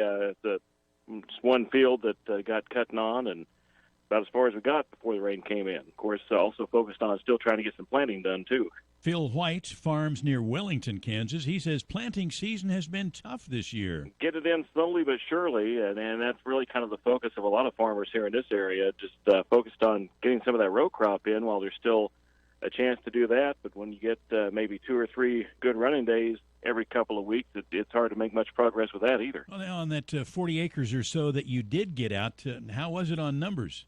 It's hard to tell for sure there. The place we were cutting, we knew was going to be a little lower on test weights and yield, just because of how the ground lays and how much water it's had through the growing season, and how much this crop has had thrown at it really since last fall when we got it in too late due to wet conditions. Of course, with a significant amount of rain with those storms Saturday night and early Sunday morning, it's probably going to set us back at least 2 or 3 days once again. I would certainly imagine so. I don't imagine there'll be much going on yet today. Maybe we get a good drying day today, and maybe into the afternoon tomorrow might start to see some combines roll again. Well, the forecast is mostly dry. We'd like to see that. Well, that's certainly what we're hoping for. Keep the planter rolling, get the combines back to rolling, and maybe get things somewhat finished out anyway. Phil White, a farmer near Wellington, Kansas in Sumner County. It's been a tough planting season and a tough harvest season so far in 2019. Ag News Harvest Update, Mid-America Ag Network. When it comes to the trailer you're hauling behind your vehicle, whether it's a big rig or a pickup truck, MJ's Truck Repair at exit 46 off I-135 in Mound Ridge, Kansas has your back. Doonan and Chaparral drop decks, flatbeds, and heavy hauling trailers for the big rigs, along with gooseneck livestock trailers by Barrett. And for your pickup truck, the utility line of trailers from Rice with 5x10 to 8x20 boxes. MJ's Truck Repair, Mound Ridge. A trusted name for quality, that's Burwell Construction. It's the spring storm season, which means rough weather could cause problems to your roof and siding. If the storms hit, remember Burwell Construction. For over 25 years, Burwell Construction has provided quality craftsmanship to Kansas homes with roofing, siding, and windows. If rough weather hits you, call 316-794-3430 or visit burwellconstruction.com. If it's built well, it's Burwell. Burwell Construction. Hi, my name's Christina Stumble, and I own Farm Girl Flowers in San Francisco. With my Spark Cash Card from Capital One, I earn unlimited 2% cash back on all my business purchases. Last year, I redeemed $115,000 in cash back. Yeah, $115,000. And that doubled our digital marketing budget for the summer. Thanks to my Spark Card, we had our best summer yet. Imagine what the Spark Card from Capital One could do for your business. What's in your wallet? Real Capital One customers pay for real stories. Credit approval required. Travel the world with the Carries. Sundays at 10 on the Big Talker, 1480 AM and 102.5 FM, KQAM.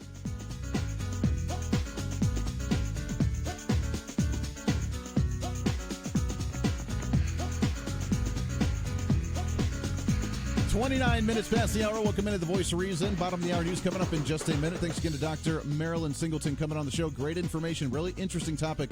I know it's a hard one to talk about with a physician-assisted suicide. And as more states, I did not realize that 8 states have legalized this in some way, shape, or form, even to the point to where you could still be walking around and take a doctor and go to the doctor and say, hey, you know what, just go ahead and end it, prescribe me something and I'm good to go.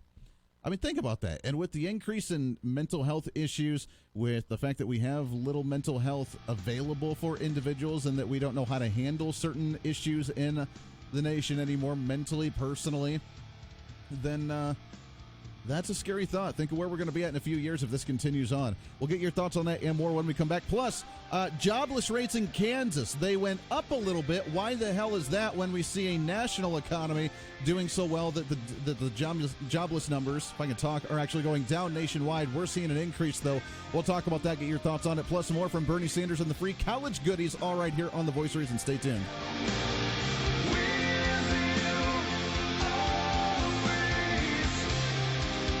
Now back to the KQAM News Desk.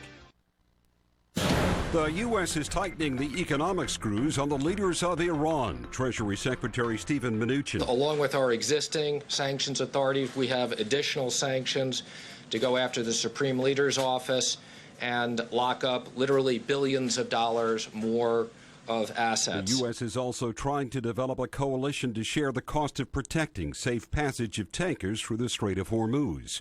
Bernie Sanders is proposing eliminating all student loan debt. Our proposal, which costs $2.2 trillion over 10 years, will be fully paid for by a tax on Wall Street speculation. Conservative Justice Neil Gorsuch sided with the Supreme Court's liberal members in striking down an unconstitutionally vague law imposing stiff criminal sentences for people convicted of certain crimes involving firearms. He said a vague law is no law. The Dow is up about 30. I'm Mike Moss. Hi, I'm Captain Obvious, and every day thousands of people book trips on Hotels.com.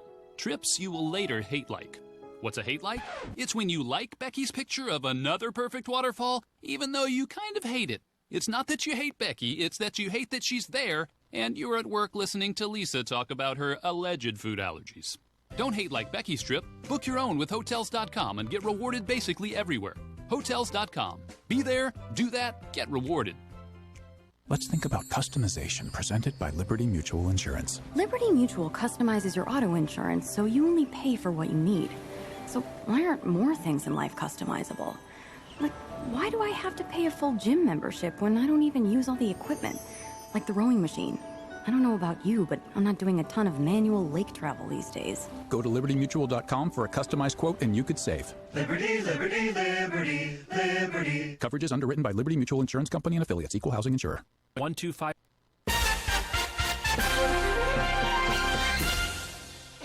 Mid-America Network News. Kansas residents and oil and gas leaders are calling on regulators to address the growing number of abandoned wells over the past 5 years. The Topeka Capital Journal reports that Kansas is home to 22,000 deserted oil and gas wells. More than 19,000 of those reside in a 32-county area of eastern Kansas. The Energy Sector's Oversight Agency is being urged to manage operators who abandon wells. The agency says it doesn't have the resources to hold every absconder accountable. A former Sedgwick County deputy has lost his law enforcement certification for conducting illegal traffic stops and searches. A state board revoked Joel Sutherland's certification last month, citing more than 30 unnecessary traffic stops or searches. The Wichita Eagle reports in the first 6 months of 2015, Sutherland stopped vehicles for violations that had not occurred and then conducted searches that were not legal. I'm Stephanie Austin.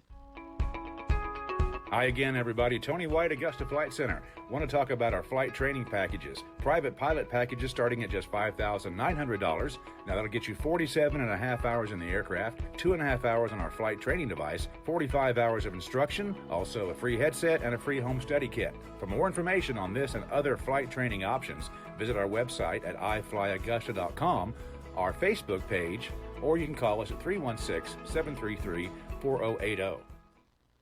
When you look around, you might feel pride is in short supply these days. Everything's being disrupted. The rules are changing. Everyone's scrambling to be the next flavor of the month. But at Ford, we don't measure in months.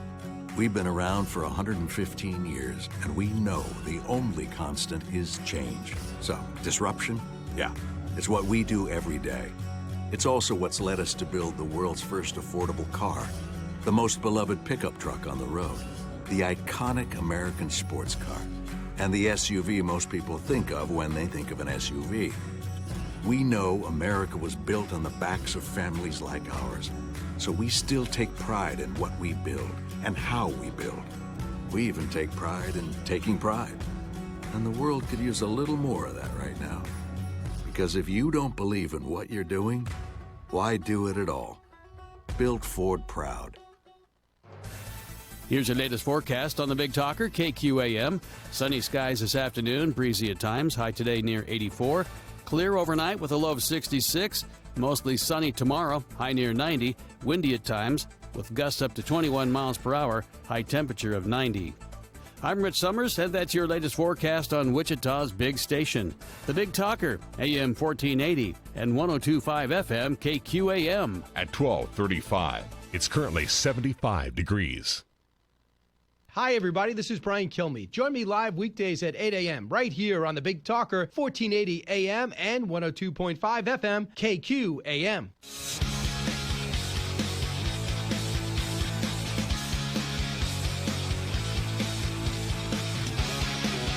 Spreading the love on a daily basis.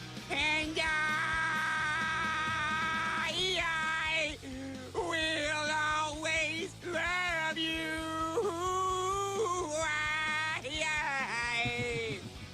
This is the Voice of Reason with Andy Hoosier. Hey, there it is, 36 minutes past the hour. I'm so glad you love my singing voice. I worked so hard on that. Thank you. Welcome into the Voice of Reason. Great to have you for the ride today on a Monday. 316-721-8255, 316-721-TALK as we continue on with the Shocker Pools hotlines. Give me a call. I want to hear from you. We're all over social media. Thanks for hanging out with us on Facebook Live, on YouTube Live. Yes, we're on both. I know. We're everywhere. So that way you have no opportunity to miss us here on the show. Let me ask you something. Where do you think we stand in the nation when it comes to the most patriotic states? And the rank of, according to Wallet Hub and their latest research study, wallethub.com, as they look at civic duties and civic engagement, as in like being involved in political issues, going out and voting, being involved in the community, and also military engagement, and how many military members there are and how engaged they are as well. When they do the ranking both on both military engagement and civic engagement, where do you think we fall here in the state of Kansas? And let me tell you something, I am not very happy with where we are here in the state of Kansas. We're the heartland, baby. We are the flyover nation. We're the ones with apple pie and the American flag and moonshine right here in America. We're supposed to be we are the epitome of America right here in Kansas. Where do you think we fall? Number 33. Number 33, according to the latest study here. Expressions of American patriotism come in many forms, from setting off fireworks during 4th of July and buying American-made goods to paying taxes and serving in the armed forces, but some states are better at it than others, and they show it with their national pride. So in order to determine, according to Wallet Hub, where Americans bleed the most red, white, and blue, Wallet Hub compared the states across 13 indicative factors of patriotism. Our data set ranges from the share of enlisted military population to the share of adults who voted in the 2016 presidential election to AmeriCorps volunteers per capita, and they ran through here. So here's what they did on 18 different engagements. We fall in number 33 on the totem pole. Why? That makes me very sad. When it comes to, let's go down to the highest adults who voted in the 2016 election, the top 5 were Maine, Wisconsin, Colorado, New Hampshire, and Minnesota. No wonder why the House seats ended up turning on that one. The lowest percentage of turnout was Texas, New Mexico, Tennessee, West Virginia, and Hawaii, the majority of them being a little bit more on the right leaning. Now, they did find some interesting points on this as well. And here it is. All right, so some of the key stats they found: red states predominantly are more patriotic than blue states, with an average ranking at 23.67 compared to the 28 for blue states. Being number 1 is the best, number 50 is the worst. Alaska had the number 1 most amount of veterans per 1,000 civilian adults, which is 127, which is 2.4 times more than New York, and with the state with the fewest. Maine had the highest share of adults who voted in the 2016 presidential election at 72.68% turnout, which is 1.5 times higher than in Hawaii, which had the lowest. Utah had the highest volunteer rate at 51%. This really explains why it's very difficult to get people politically engaged here in the state of Kansas. Is when we talk about civic engagement, we're number 39.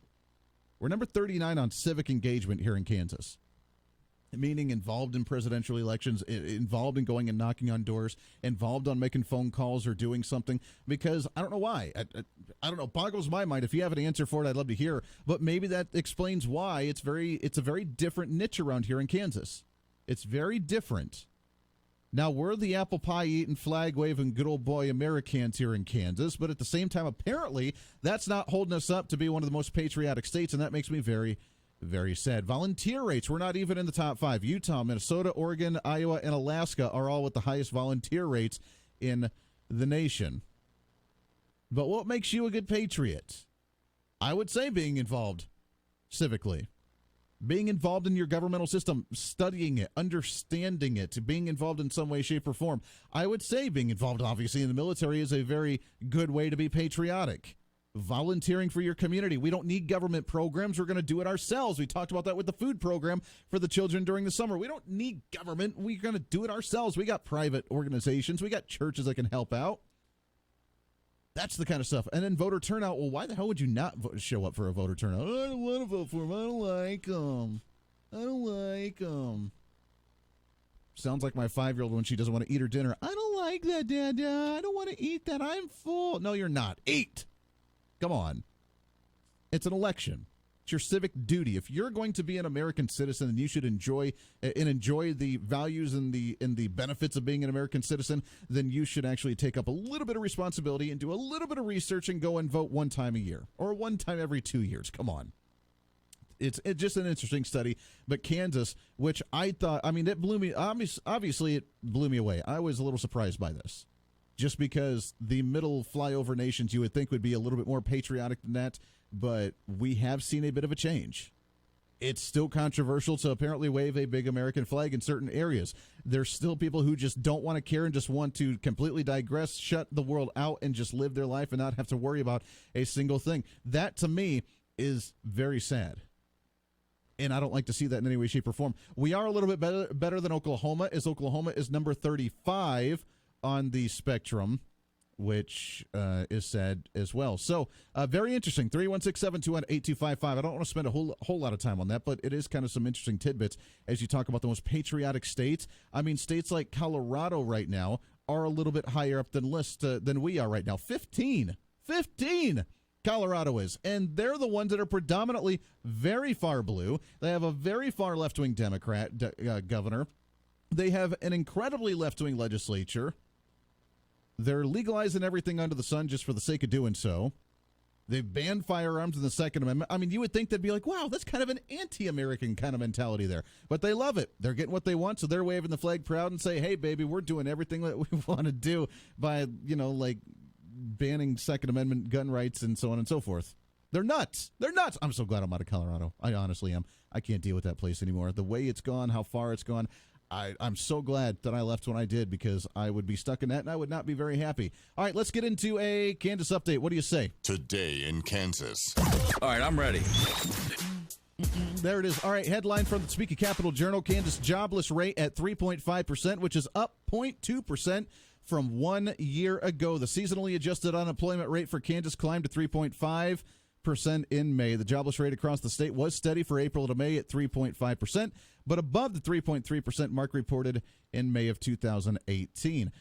You wonder why. Average job monthly growth in Kansas during the past 3 months stands at 2,100 based on analysis by the Kansas Department of Labor and the U.S. Bureau of Labor Statistics. Quote, Kansas added 600 jobs in May with contributions from both the public and the private sectors. Additionally, the previous month's estimates for April was revised upwards of 500 jobs, according to the Kansas Department of Labor. Now, it's not a lot of a change. Not a big change, but let me ask you why. Why? Why did we see a 0.2% uptick in the jobless rate? Right now, we are seeing a massive economic growth. We are seeing unemployment rates that we haven't seen since like the 60s. It's ridiculous. People are getting. There are more jobs than there are people right now. We need to start bringing in more people to start helping with some of those jobs that are missing because we don't have enough people for them. And a 2 to 3% unemployment rate is very, very good. There's obviously going to be some people that can't.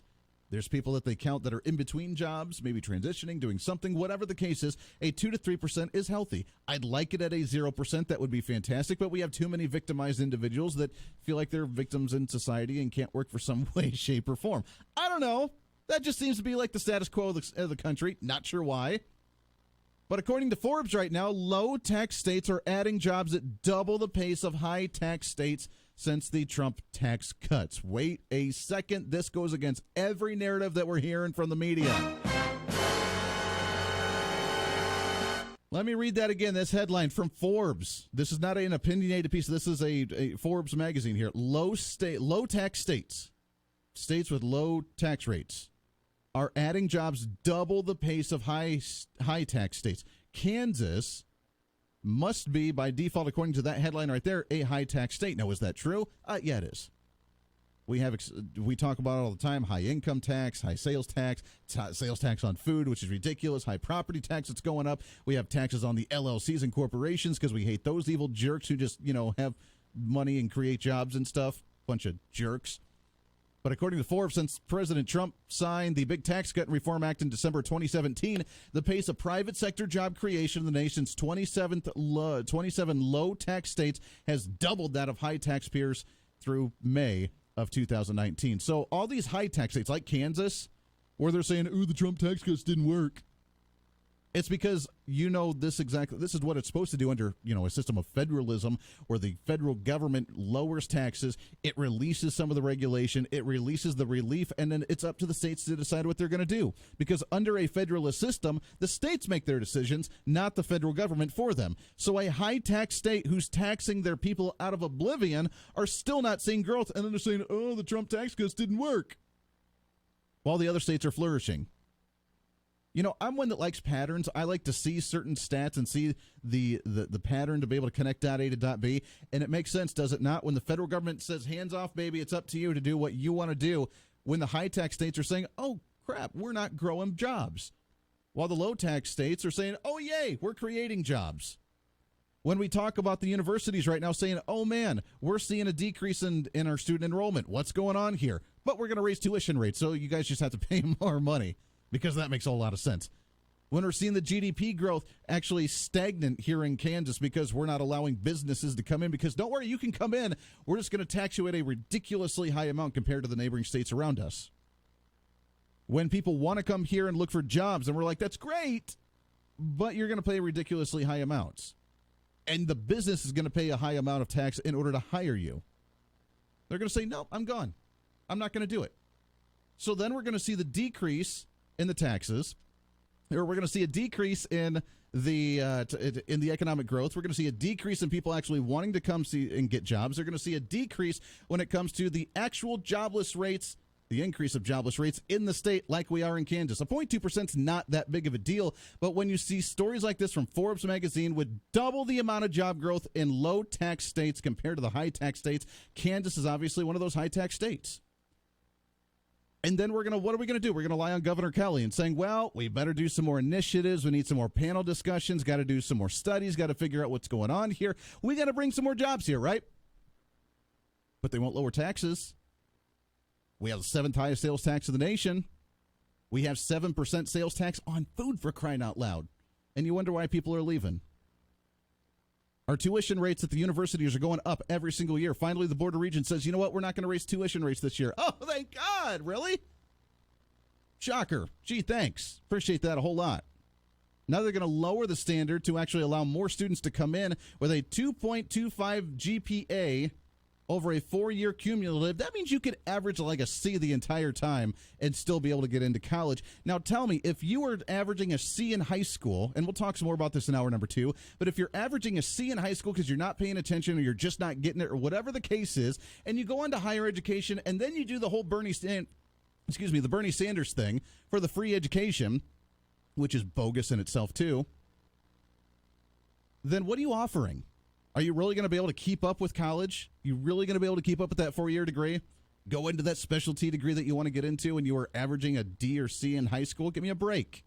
So now you're wasting money. Not only wasting your money, you're wasting my money because then you're going to tax us at a ridiculous rate because they want to subsidize your free education. And then you wonder why the jobs are low, because then you're going to come out and still have a degree that means absolutely nothing and not be able to get a job with it. This is why, and let me talk really, really slow again for the other side of the aisle, government is never the answer.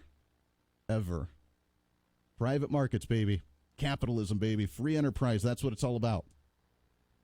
Because when the low-tax states are growing, that means they're doing something right. Now, we can look at the individual industries. Obviously, we're struggling here in Kansas because of agriculture. Agriculture needs to come up. How is it going to come up? Well, we need better trade deals. Trump's trying to work on that. They're hurting right now. Hopefully, it comes back up. Hopefully, the commodity prices shoot back up. We have to work on that. Oil and natural gas, they're better.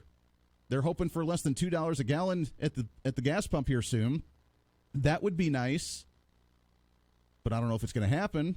Oil, natural gas, commodities, forestry, aviation, manufacturing. It depends on what the industries look like in the state. So obviously there's a little give and take on that.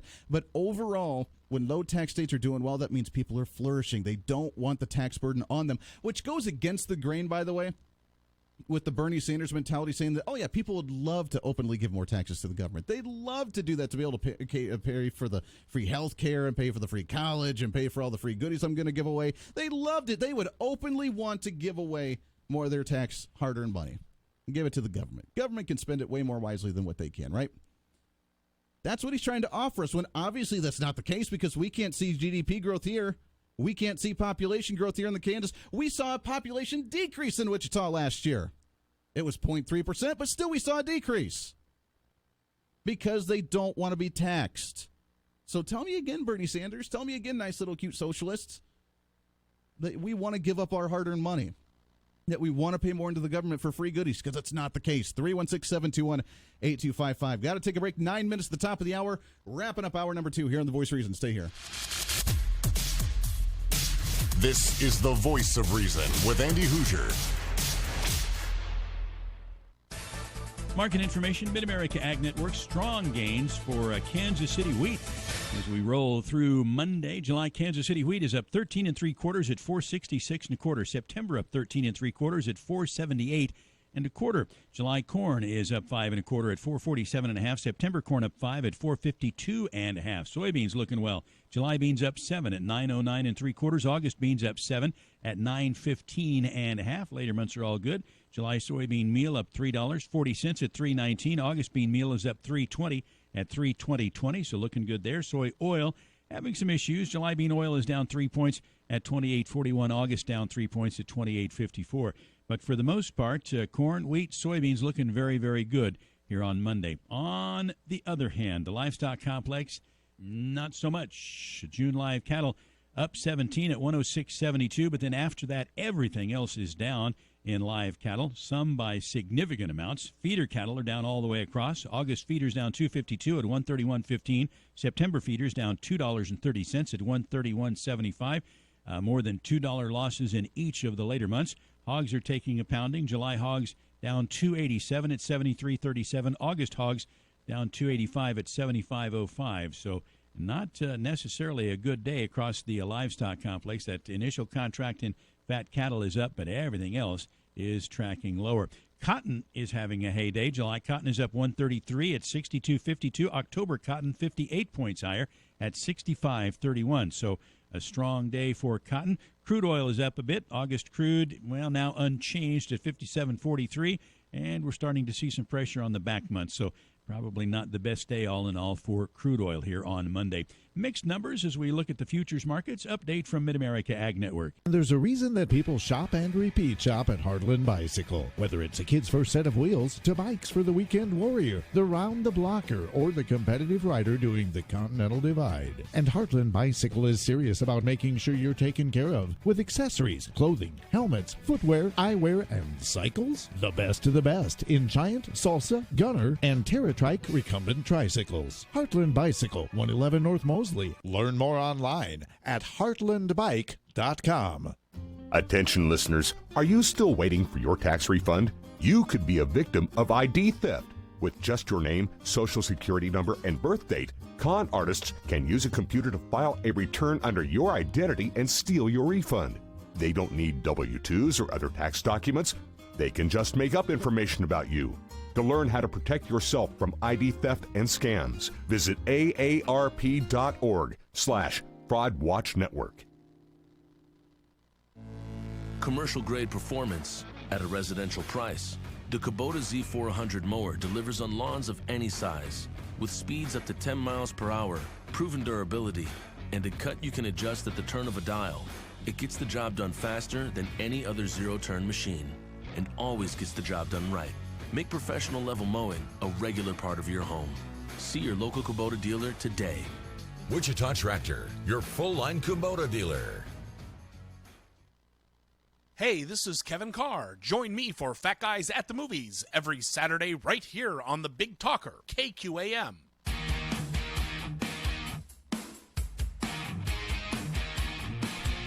You know, I'm really curious to see if there's a correlation between the high tax states and the patriotism study that we saw. There could be a correlation there. I don't know. The correlation between, well, you know, I pay really high taxes, so either I'm very proud because of it, because I love the government, and I mean, remember, patriotism does not mean a love for government. It means a love for the country. There is a big difference there. There is a very big difference there. Some don't see it that way, but there's a big difference. Some say, oh, I love the government. Let me give them all my money, and they can take care of me, and it'll be fantastic. Which is why, you know, they have the free college and the free health care and all the other free garbage, as opposed to saying, I have the right to live my life the way I want to live it, and therefore I have that right. And I feel more patriotic because that's the American dream. You got to remember, the American dream was really about, here's the opportunity, go at it.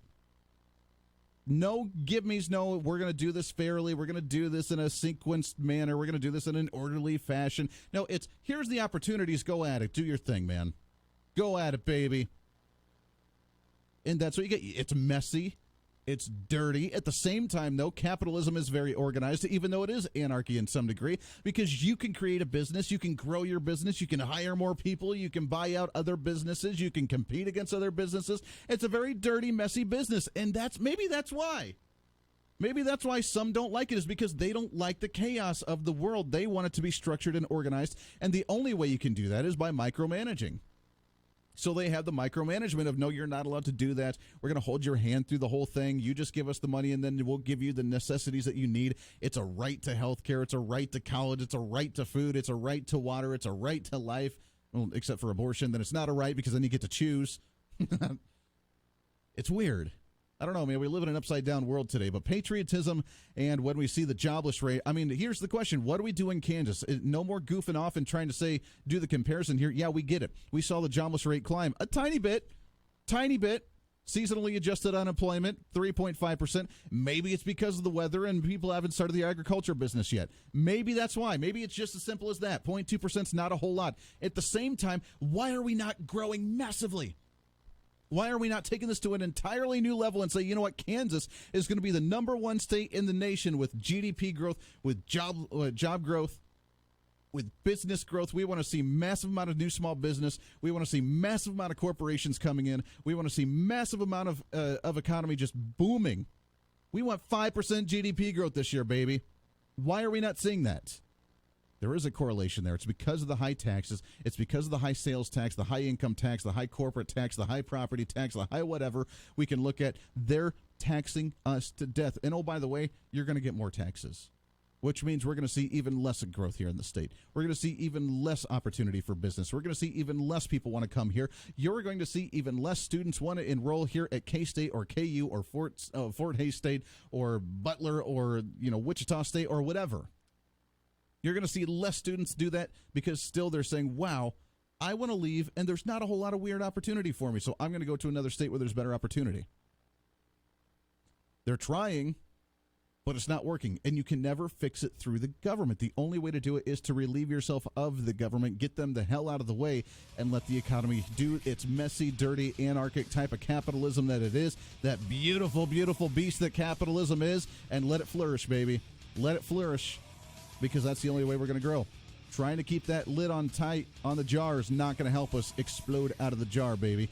Got to take a break. Hour number 3 right around the corner. We have some more stuff to get to. We have the colleges. We have the debates coming up. We have Trump and ICE holding off on some of the raids. Why is that? We'll do all that when we come back, plus your phone call. Stay here. It's hour number 3 of The Voice of Reason. Lewis Street Glass has been replacing auto, commercial, and residential glass since 1919. From shower doors to commercial storefronts, Lewis Street Glass does it all. View their photo gallery online, lewisstreetglass.com. They're proud of their ability to handle everything from a broken window pane in your home to the largest commercial project. lewisstreetglass.com. If it's glass, see us. Lewis Street Glass. Liberty Mutual Insurance presents And Doug. Limu, there's a woman threatening to sign up for generic car insurance. Grab your birdseed and let's go. I'm going to sign these papers right here, right now. Ma'am, drop the pen. Liberty Mutual customizes your car insurance, so you only pay for what you need. Thanks, Limu, Emu, and Doug. Don't thank us, thank Liberty Mutual. But also thank us. Liberty, liberty, liberty, liberty. Only pay for what you need at libertymutual.com. Underwritten by Liberty Mutual Insurance Company and affiliates. Equal housing insurer. State laws apply. This is a Steckline Communications station. K273CX, FM 102.5, and AM 1480 KQAM. Wichita proud. It's time for your latest news from the KQAM News Center. Brought to you by Continental Truck Accessories, 6701 South Broadway. Show your truck some love with Continental Truck Accessories.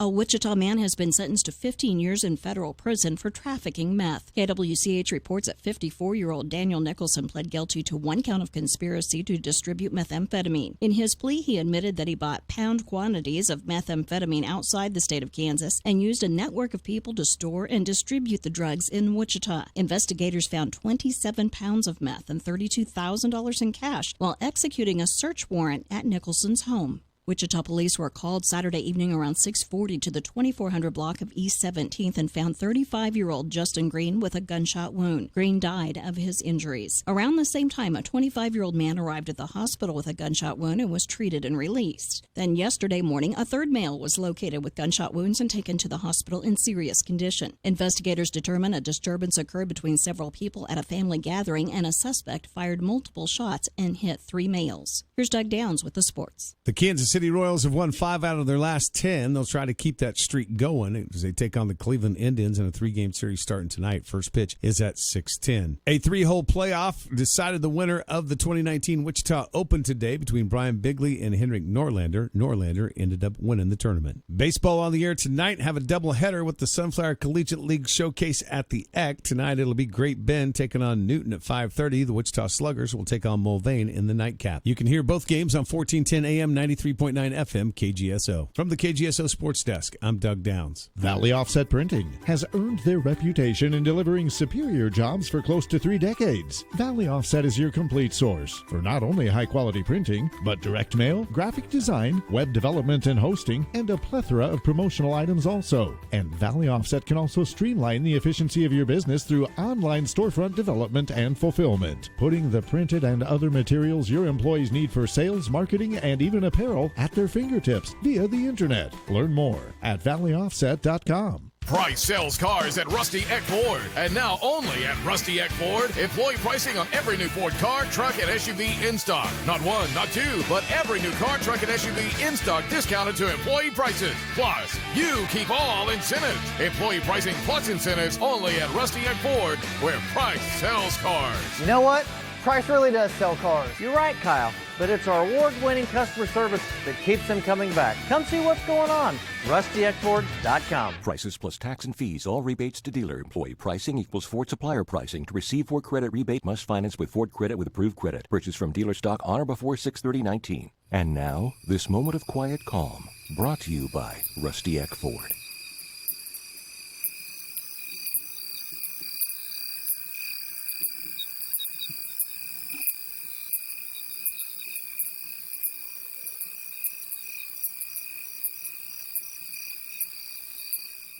Here's the latest from the KQAM News Center.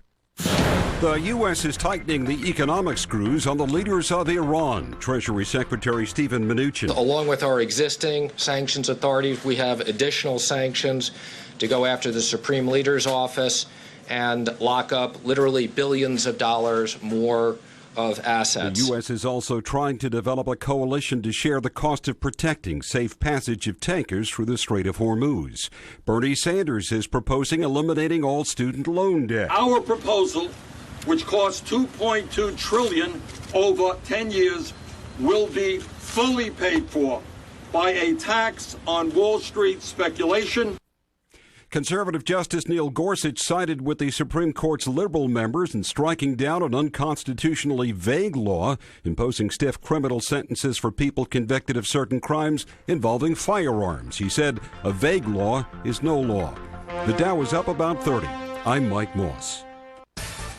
Market information at Mid-America Ag Network. We're looking at some nice positives for Kansas City wheat, along with corn and soybeans. July KC wheat is up 12.5. 465. September up 12.5 at 477. July corn is up 4 3/4 at 447. September up 4 3/4, 452 1/4. Soybeans look well. July beans up 6 at 908 3/4. August up 5 3/4 at 914 1/4. Livestock complex not faring quite so well. June live cattle up 15 at 106.70, but most of the later months are down. August feeders down 220 at 131.47. All of the later months are down there. Hogs are struggling as well.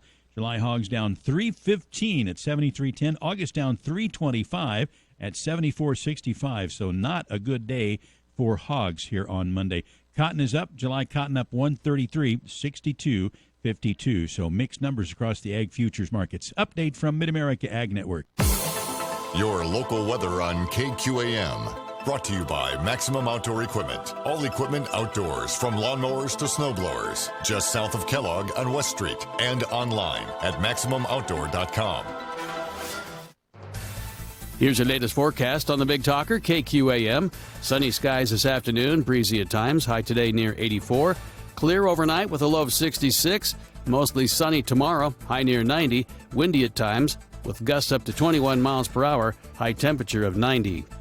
I'm Rich Summers, and that's your latest forecast on Wichita's big station. The Big Talker, AM 1480 and 102.5 FM KQAM. At 106, it's currently 75 degrees. This is Dave Ramsey, and you're listening to your home for live and local conservative talk. The Big Talker, KQAM. It's time for Reason. That's the nature of the beast right now, so let's talk about conservatism, because we can win when we talk about the ideas. And people can't argue with it, because we win on platform when we actually argue the platform, rather than go into these rhetorical bumper sticker type arguments. You're listening to The Voice of Reason with Andy Hoosier. It's been a long time coming. It's been a long time coming. Buddy, welcome into The Voice of Reason. Is it really hour number 3 already? This show has gone by so fast today. We got so much to talk about, so much to cover, so much to get into, and yet it just keeps rolling right along. So, hey, welcome into The Voice of Reason. Hour number 3, broadcasting live out of the heart of the nation here in Wichita, Kansas, on the Big Talker, 1480 on the AM side, 102.5 on the FM side, KQAM. We're also simulcasting all over social media, Facebook Live, YouTube Live, doesn't really matter.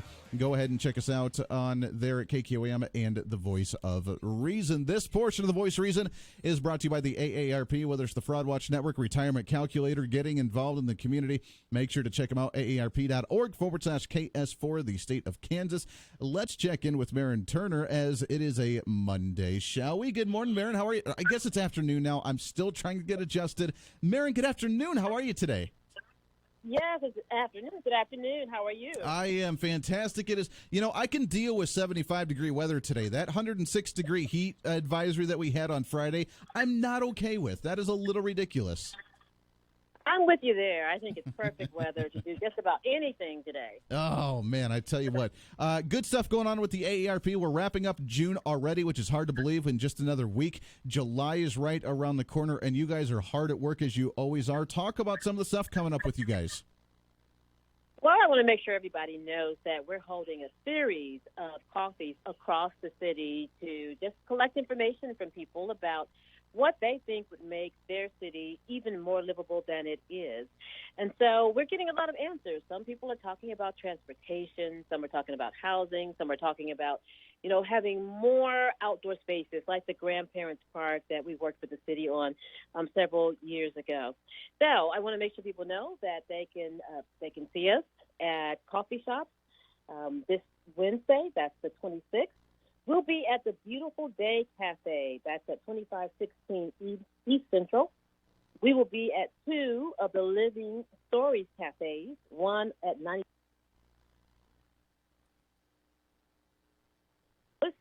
And we'll also be at Want Coffee. That's at 2615 West 13th Street North. If you come out between 10 and 11, you can get a free coffee drink. You can answer a few questions or not. Just chat with us about whatever's on your mind. We'd like to hear from you. So, again, I invite people to come out from 10 to 11 at one of those locations. And, the really cool thing about this, Andy, after we collect all of this information, we're going to pull all the data together and make sure that all of the candidates for city council as well as the mayoral candidates get the information. So they'll know more about what citizens want when it comes to livable communities. Very good. I'm really glad. And I'm glad you're mentioning the candidates in there as well as we get closer to those elections. It is really important to see kind of where they stand on, the fraud watch issues and the community involvement and engagement. So it's really neat you guys are inviting them out. That's fantastic.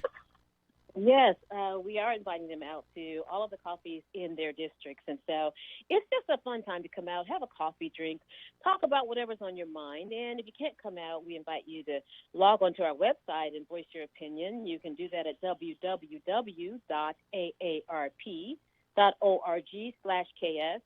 Or if you'd like more information, please call us at 1-866-448-3619.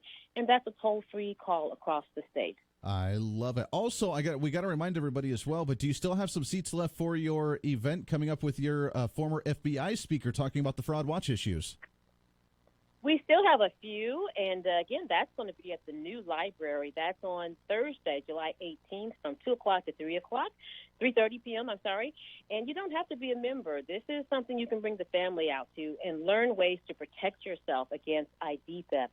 So we hope people will come out to that. Again, that's on Thursday the 18th, 2 o'clock to 3:30 p.m. And again, if you log on to our website, you can register for that event. Boy, oh boy, that's coming up pretty quickly. Before we know it, it's all going to be here and gone. So get there, get registered as before tickets run out because, as you mentioned, tickets are already flying right out the door. One more time, if people want information or want to get a hold of you guys, how can they do so? Sure, they can come out to one of our coffees or they can call us or at 1-866-448-3619 or log on to the website at www.aarp.org/KS. Very good. I like it, Marin Turner, AARP. Make sure to check them out. Marin, enjoy the week. Have a wonderful one. We'll check in with you again next Monday. Thanks, Andy. Always a pleasure right there. Brought to you by the AARP right here on the show. All right, it's a Monday. Let's get it going. What do you say? Setting the tone, not only for today, but for the rest of the week. We have a lot to get to today as we are rolling right along. So many issues, so many things going on. The world of politics is just a crazy day, isn't it? Let's get it started. Let's get it started in here. Let's get it started. Let's get it started in here. Let's get it started. Let's get it started in here. Let's get it started. Let's get it started in here. Hey, there it is. All right, welcome in 316-721-8255, 316-721-TALK. If you want to join into the Shocker Pools hotlines, I want to hear from you today as we get as much of it as we possibly can out there for you. As earlier today, Bernie Sanders did come out with his trying to stand out. As you know, the Democrat candidates are set for their debate going on Wednesday and Thursday night. And Pete Buttigieg, how do you pronounce it? Buttigieg, he is going to be, I believe on Wednesday night, he'll be on that debate. He's under scrutiny right now, being the mayor that he is, and some of the police shootings that have been happening in his community. And he had a riot almost on his hands yesterday at a town hall, which if you can't even have your own city working smoothly, then how are you going to run for president of the United States? That's a bit of a leap there, isn't it? And I know there was a lot of Republicans and Democrats that said, well, man, he's actually going to be the most coming together and the most versatile and the one that's easily dialogued with, and we're going to move together, and he could be a very potential candidate. I think his chances are out the window. I really do. Even CNN has turned on him. Now, CNN is all about the Bernie Sandersism, baby. They're feeling the burn, and they don't take no medication for it. and they want Bernie Sanders to get that nomination, so they will attack any of the other candidates as they want. Right now, I'm watching, unfortunately, CNN over on the other TV in the other studio, and they are just having one person after another just go on and just rail on Buttigieg. So that's nice. That's cute because they all want Bernie Sanders. They even, right before Bernie Sanders had made his comments about the free college earlier today, they came out and said that how it is going to be the greatest thing, and it's even more inclusive than the evil, terrible, racist financialist. I think that's what you call them, right? Hating poor people or hating rich people or something. I don't know. I guess you could say Bernie Sanders is a financialist as well. But the evil, racist financialist Elizabeth Warren, with their comments on his announcement for the free college and how it's different from Elizabeth Warren's. This is a big deal, a big plan on Sanders' part, and it is also part of a broader attempt for him to stave off Elizabeth Warren. As she is surging in the polls, she has either come in close or is at least in second place with Sanders in many of these polls. Warren, of course, has already unveiled her own student debt plan, but her plan is different than Sanders in that there would be some limits to the eligibility of people that could participate in this. There would be income eligibility limits and would also be capped at only $50,000 in debt. It's a little bit different. Man, it's going to be a big deal for Bernie Sanders. He's going to do really good with this thing, and man, it's going to be great, and it's going to be even more inclusive than even Elizabeth Warren, who tried to cap it at $50,000 and even had some limitations on finances because she's a financialist. I love it. And then we found out that, of course, Bernie Sanders thinks. Now, we haven't played this yet. I need to play the response because I thought it was absolutely hysterical that I was not aware. I don't watch CNN enough to know who their correspondents actually are. So I tuned in, and I got some of the audio as they did the thing live, and then they went to their correspondent. Now, did you realize for their conservative correspondent, it's John Kasich? Now, for those of you that don't know, former governor of Ohio is about the least conservative guy you'll ever have, ever under the Republican Party. He's the one that worked so hard to get the Republican convention in Cleveland and then didn't even show up because he didn't like Donald Trump. He's the one that said that he's going to make Ohio a sanctuary state because all the dreamers need to be here and because that's just what God would have us do. This guy is about as far from any kind of conservatism as being able to track down in the woods of a gnome riding a rainbow unicorn holding an American flag with a gun. That's about how conservative John Kasich actually is. But he's the conservative correspondent, and he commented on CNN right after the Bernie Sanders speech. This is what he had to say. Oh, well, first of all these taxes on Wall Street, I don't even know what they are. I used to go willy-nilly taxing things and then thinking it's all going to work out. But let me suggest a couple things. First of all, part of the problem is the rising costs of higher education. What we did in Ohio is we offered College Credit Plus. You could take college courses when you were in high school.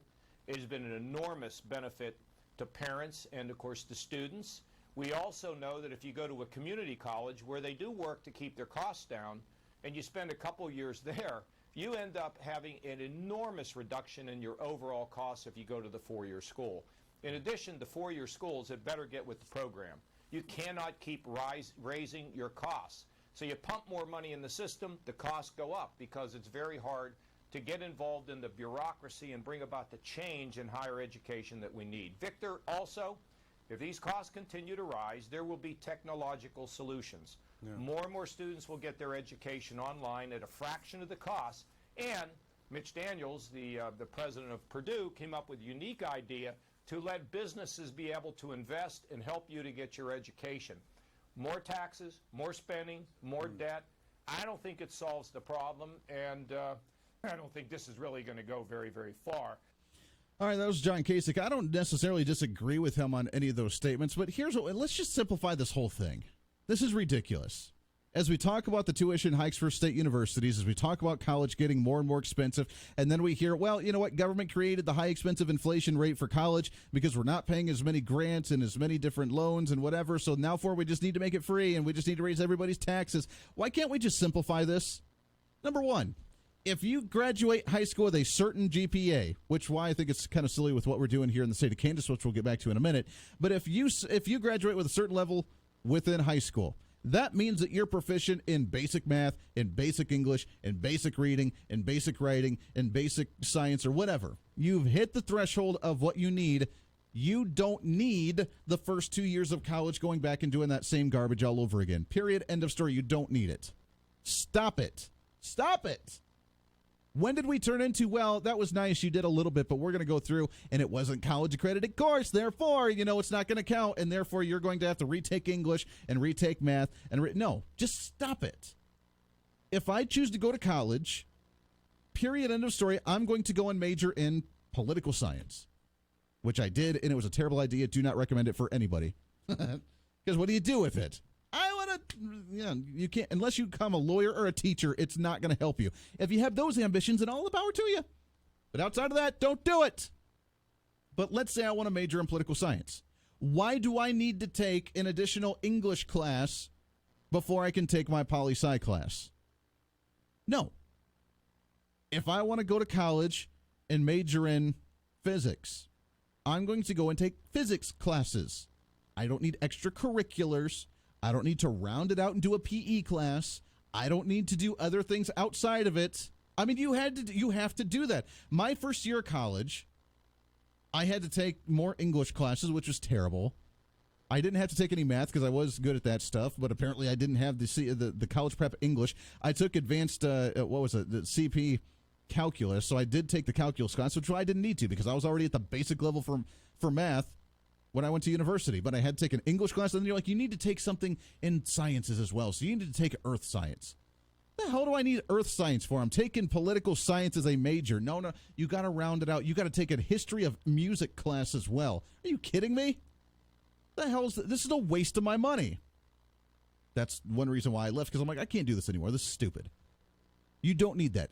You want to get rid of college expenses? Get rid of those requirements and say, if I'm going to major in something, I'm going to go to those classes and those classes only. Nothing more. Sorry for your universities. This is not you just to milk the system to get more student loan debt out of individuals and for us to pay a higher wage because you're saying, well, costs are really expensive. No, stop it. Get rid of those. Guaranteed right there, that would solve the financial issue for individuals. We wouldn't need a bailout. You wouldn't need to have $80,000 of student loan debt unless you went for like 8 years because you're really super duper specialist. Because the first 2 years of it would be wiped off the slate. You could do it in 2 years. Every university would have 2-year degrees. Boom, you're done. Boom, you got it. That's it. Number 2, stop costing so damn much. And I don't mean that as in, well, you can't make that happen. Just stop with the expenses. Act like it's a regular business and only spend depending on how many students you have enrolled and how much money's coming in. Then you create your budget based off that, and then you can offer the services based on it. That's it. Stop relying on government-subsidized programs and government-subsidized student loans. Right there. 2 things, and every financial issue with college and with higher education would be over. Done. But the main one's the priority. Stop making us redo the same damn classes we did in high school and make us think that we have to go through this 4-year college-accredited junk. Stop it. If I want to go and major in something, I go in my very first year. I'm in all of my classes, all right there, doing studies for those. That's it. If I choose to do underwater basket weaving, I choose to do that, and I will pay for that out of my pocket additionally. But I don't have to do that as a college-accredited course for an extracurricular thing in order to qualify for me to go to the major that I want to. That's just what we call dumb. Let's go to the phones here real quick, shall we? 316-721-8255. Good afternoon. Who's this? Hey, it's John, Libertarian. John, the Libertarian. What's going on, sir? I was just agreeing with you on your first 2 points on how to make college cheaper. And also, number 3, don't make it so mandatory. Kids now getting out of high school, I'm getting out of high school, it's time to go to college without a path, without an idea of what they want to do. And so they end up getting, those useless degrees like the underwater basket weaving. Years ago during the 1% movement, where people would say, I'm part of the 99%, there was a guy that posted on Facebook, he had a master's degree in women's studies, and he said, the only job I can find is as a bartender. I'm part of the 99%. So no, he got a useless degree. But because demand is so high, because we've made all these kids think that they have to go to college, demand is high, so the costs are high. If we started talking about some of these vocational schools, which you can make $50,000-$60,000 right out of school versus 20 or 30 for some of the social degrees that you get, sure. Then the cost of college would go down because the demand would go down. Amen to that. No, you're right. I mean, have those as the option. Say, okay, what do you want to do? I know it's a crazy life choice at 18 years old, and you're trying to figure out what you want to do. But guess what? You're an adult now. Have an idea what your interests are and move down that direction. And you're right. Don't go and major in women's studies unless you have an ambition to go into maybe psychology and you want to become a therapist. Then maybe that would have an attribute to what you want to do. But don't do that as a major and then be like, gee, I can't get any jobs. I mean, that's ridiculous. It drives me nuts. And you're right. I mean, that's leading to it. So we're going to now, according to the Bernie Sanders thing, we're going to subsidize university students to get a degree in whatever they want to. Your taxpayer money, John, is going to go towards someone who wants to major in women's studies, come out, not have a job, get unemployment. So we've paid for their unemployment along with their education that did absolutely nothing for them. I'm sensing some type of utopia. What do you think? Well, that's you're exactly right. And, again, the taxpayer dimes. So China, I believe, has gotten rid of all of their what they call useless degrees. And the only thing you can get a college education for, especially because a lot of it is paid for by the government there, is for math, sciences, the hard degrees. Mm-hmm. No, that would be the way to do it. John, I appreciate that very much. It really comes down to the responsibility. Again, and you know what? This correlates just with healthcare. With them advocating for free healthcare, I'm not going to pay for your heart transplant because you sat around, didn't do any extracurricular physical activity, and ate Cheetos all day. That's not my responsibility. That's yours. I'm not going to pay for your college to get a degree in women's studies just because I felt like studying women. That may be entertaining for you, but that's not going to help you in career at all, and I'm not going to subsidize my money in order to cover that. If you want to take that class, maybe it should be optional, and if you choose to do that, that's great just because you're fascinated by it and you have the time and the money to do so, but that's on you. That's not on me. I'm not going to subsidize your heart attack because you didn't exercise, and I'm not going to subsidize your education when it's a useless degree. Got to take a break. 26 minutes past the hour. Stay here.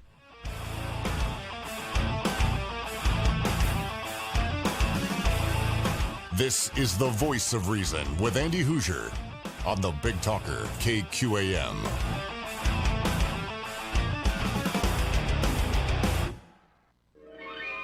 In 1947, the first flying saucer was reported. And ever since, UFOs have been hotly debated. Are sightings real, or are they just talking trash? Today, when it comes to home gardening, many homeowners claim to have seen the light. And many are indeed talking trash. Banana peels, coffee grounds, eggshells, old car tires. Today, you'll learn things you've been throwing away. Could be garden helpers you should save. The potassium in banana peels helps plants bloom. Just place them near the base during summer months. Plants like azaleas and gardenias love the acid and nitrogen found in old coffee grounds. The remnants from your cup of joe wards off snails and slugs, too. The calcium in eggshells helps all plants grow strong stems. As for old car tires, put them around tender young seedlings. And the heat they gather during the day will keep struggling newbies warm at night. For gardening, these identified objects are a proven fact. As for UFOs, who knows? For more tips, visit our website at onthehouse.com.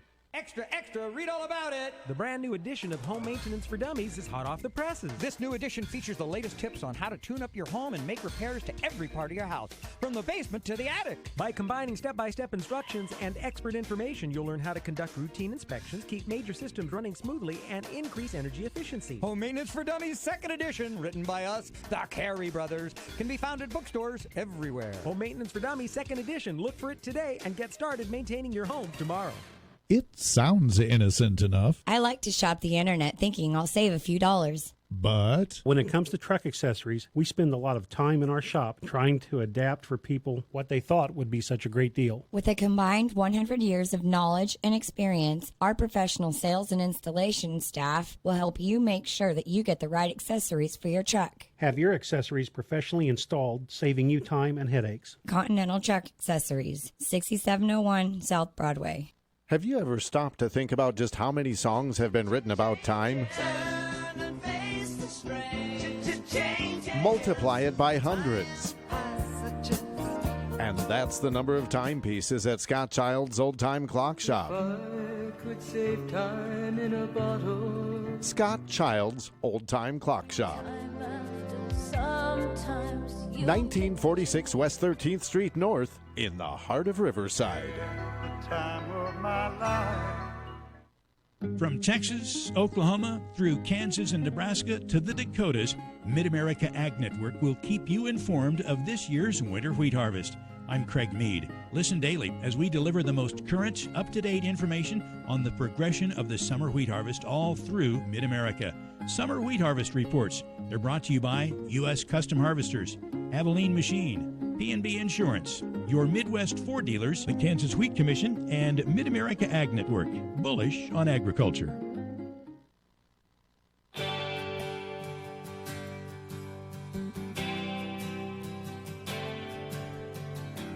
You know, I can only think of like two reasons why you'd want to do women's studies in college. One of them is to actually like be a psychologist and understand the inner workings. Others is just a way to like pick up chicks. Let's be honest. That's really the only reason why you'd want to do a women's study. I'm going to study women. See how well that works for you at the latest bar when you're doing an upside-down beer keg stand. Yeah, that works really well. Bottom of the hour news coming up. Lots more coming up as we wrap up the show today on a Monday. Take it easy. Don't let the sound of your own wheels drive you crazy. Now back to the KQAM News Desk. Secretary of State Mike Pompeo is trying to build a coalition of U.S. allies opposed to Iran. Included is a shared cost of the U.S. providing safe passage for tankers going through the Strait of Hormuz. As he imposed new sanctions on Iran today, the president was asked if he had a message for Iran's supreme leader, the Ayatollah. My only message is this: he has the potential to have a great country, and quickly, very quickly. And I think they should do that rather than going along this very destructive path. Destructive for everybody. Destructive for everybody. Senator Bernie Sanders wants all student loans wiped out, and he wants Wall Street to pay for it. This Wall Street tax will have the added benefit of controlling Wall Street recklessness and reducing the likelihood of another major economic crash. The U.S. women's national soccer team has advanced at the World Cup in France with a 2-1 victory over Spain today. They play France on Friday. I'm Mike Moss. At Fidelity, we believe nothing should come between you and your money. So we're introducing zero account fees with zero minimums to open an account. All because we want you to invest with zero trade-offs. Visit fidelity.com/value to learn more. Zero account minimums and zero account fees apply to retail brokerage accounts only. Expenses charged by investments such as funds and managed accounts and for commissions, interest charges, or other expenses for transactions may still apply. Fidelity Brokerage Services, member NYSE, SIPC. This is John Greenhut, and if your teeth are stained from coffee, tea, or smoking, Power Swabs is the answer. In 5 minutes, you'll see 2 shades whiter teeth, and in 7 days, 6 shades. Even better, there's no messy strips or trays that you'll have to leave in your mouth for an hour. Just swab your teeth for 5 minutes, and you're done. To try Power Swabs, call 1-800-679-0969. Your bright white smile will have your friends talking about how great you look. Try it risk-free. 1-800-679-0969. That's 1-800-679-0969. Mid-America Network News. One person died in an accident last night in Finney County. The Kansas Highway Patrol reported an ATV driven by 21-year-old Brian Cox of Cimarron was westbound in a river bend when he overcorrected and the ATV rolled. He was ejected from the ATV. Some U.S. Department of Agriculture researchers may resign rather than move cross-country to the Kansas City area when 2 research agencies move there. The USDA announced plans earlier this month to move the Economic Research Service and the National Institute of Food and Agriculture closer to the farmers and agribusinesses they serve. Many of the employees have objected to the move from the Washington, D.C. area. The Kansas Supreme Court has refused to shorten the time that a man will spend in prison over a November 2014 murder in McPherson County that authorities say he planned. The court ruled against Samuel Dare of McPherson, who pled no contest to first-degree murder of James Croft. I'm Stephanie Austin.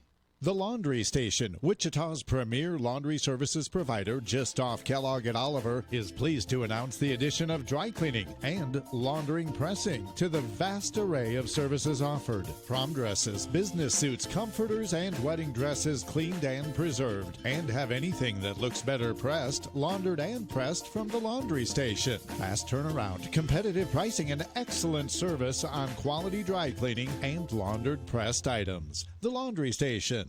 It's Mary from Wildwood Cellars. We've won over 600 awards and titles for our wines, but the most important thing is we make wines that taste good. With over 40 to choose from, dries to sweets, meads made with honey, sangrias, and even a jalapeno wine, you'll find the wines you love at Wildwood Cellars, where you can try before you buy. The tastings are free at the northeast corner of Maple and Ridge Road in Wichita, or the main winery right next to the Mulvane Turnpike exit, or online at wildwoodcellars.com. Out here, you need the power to control your environment, or it may control you.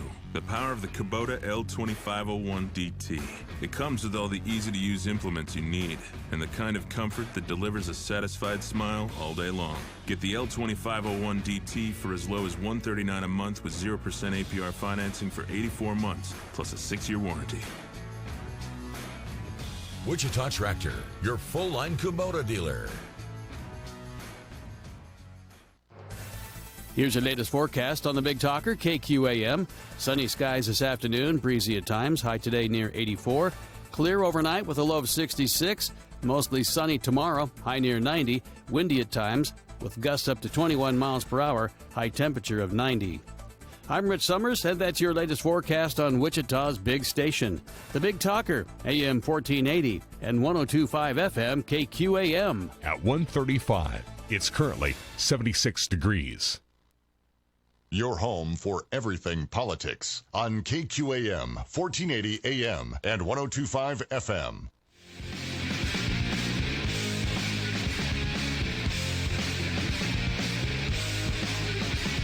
Andy doesn't tolerate name-calling. You could put half of Trump supporters into what I call the basket of deplorables. But if you want to try, call the show at 316-721-8255 right now.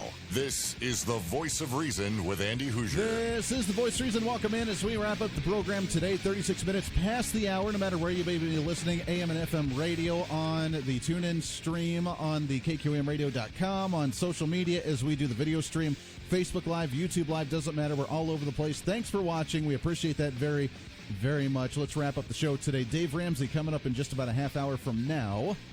And you can tune into the Financial Talk. Maybe he'll talk to you about free college and see how well that actually works. Let me tell you something. Here's a way that you can actually, do. And by the way, there's breaking news I want to get to in just a second. But as we wrap up this conversation with the universities, I'm still open to your thoughts on this, as the state universities here are lowering the GPA level of what you can have to actually qualify for the state universities. Now, KU is the only one that's keeping the quote-unquote high standards with a ACT score of 24 or a GPA of 3.35. Now, the rest of them are changing to where they can lower it to an ACT score of 21, which I believe, if I got to remember, I did the test, and then I don't even remember what I got. I think I got a 21. It was either 19 or 21. They're sticking in my head for some reason. I don't remember. I think I got a 21. I don't remember. It's so far long ago. I don't know why people think that's like the big issue there. Or an overall 4-year GPA cumulative over 4 years of 2.25. Which means if you do like a steady C the entire time, then you qualify to get to college. Now, how is that going to benefit a student wanting to take out student loans, wanting to go get an education when they maybe either didn't pay attention and didn't care, or they struggled through high school? How are they going to survive college? Isn't that just going to increase the amount of debt we have and the amount of student loans we have and the amount of bankruptcies we have and the financial burdens we have on people? Or we're going to go to the Bernie Sanders style and we're going to give everybody free college, and then we're going to, just subsidize people for going there and not paying attention and not doing their study at college, which never happens in any way, shape, or form. So I want to get your thoughts. Is that a good idea to broaden the base and allow more opportunity to get into college, or is that actually going to hurt the students that may be struggling in high school to get into college with a easier qualification and then go in? I'd love to get your thoughts on that at 316-721-8255. But we do have some breaking news coming from the governor's office. And the breaking news of the day, this according to Governor Laura Kelly, that she applauds the actions that happened on Friday that cleared the way for transgender Kansans to amend their birth certificates to the gender to which they prefer to be referred to as. Oh, yes. Kansas Department of Health and Environment entered into consent decision on Friday, resolving a federal case filed in October of 2018 regarding this amendment of Kansas birth certificates. The plaintiffs had argued KDHE denied Kansas an accurate birth certificate in violation of equal protection and due process clauses under the U.S. Constitution. This is why, ladies and gentlemen, what we do at the federal level is so important for what happens at the states, and why that stuff does not belong at the federal level, and why it should be down at the states, because now they say with the super duper duper protected classes of the Equal Protection Act and due process that now we're in violation of the U.S. Constitution. The courts agreed, and now you can change your gender identification on your birth certificate in the state of Kansas. Kansas was among 3 states, along with Tennessee and Ohio, that blocked modification of birth certificates to reflect a person's sex consistent with their gender identity, not the biological gender that they were actually born. Quote from Governor Kelly, it was time for I got to do it in her voice. It was time for Kansas to move past its outdated and discriminatory anti-transgender policies. Discriminatory anti-transgender policies. This decision acknowledges that transgender people have the same rights as anyone else, including the right to easily obtain a birth certificate that reflects who they are. Stephanie Mott, known for her work on transgender issues, sued, this is all according to the governor's website here, sued the KDHE so she could change her gender on her birth certificate to female. While Mott eventually dropped her lawsuit, the Kansas statewide Transgender Equality Protection was a plaintiff in the 2018 federal lawsuit filed on behalf of transgender Kansans seeking to change their birth certificates. Quote, her advocacy to make Kansans better is remembered in this important decision and in other progress she achieved for transgender people, according to Governor Kelly. Let me ask you something, because this burns a need for knowledge on this. I'm very curious. If you choose to change your gender back and forth, then do you just continuously get new birth certificates? I don't know. You know what? Today I'm going to have 2. One that identifies as a dude, and then one that identifies as a chick. And then depending on the day that I self-identify as, then I'm going to carry that birth certificate with me today. I'm really curious that when you go into the records, let's say of the hospitals for your ancestors down the road, your great-great-great-grandkid, when they're doing Ancestry.com and they look in the records for who you are, and they're like, well, we don't know what gender they were. We don't actually know.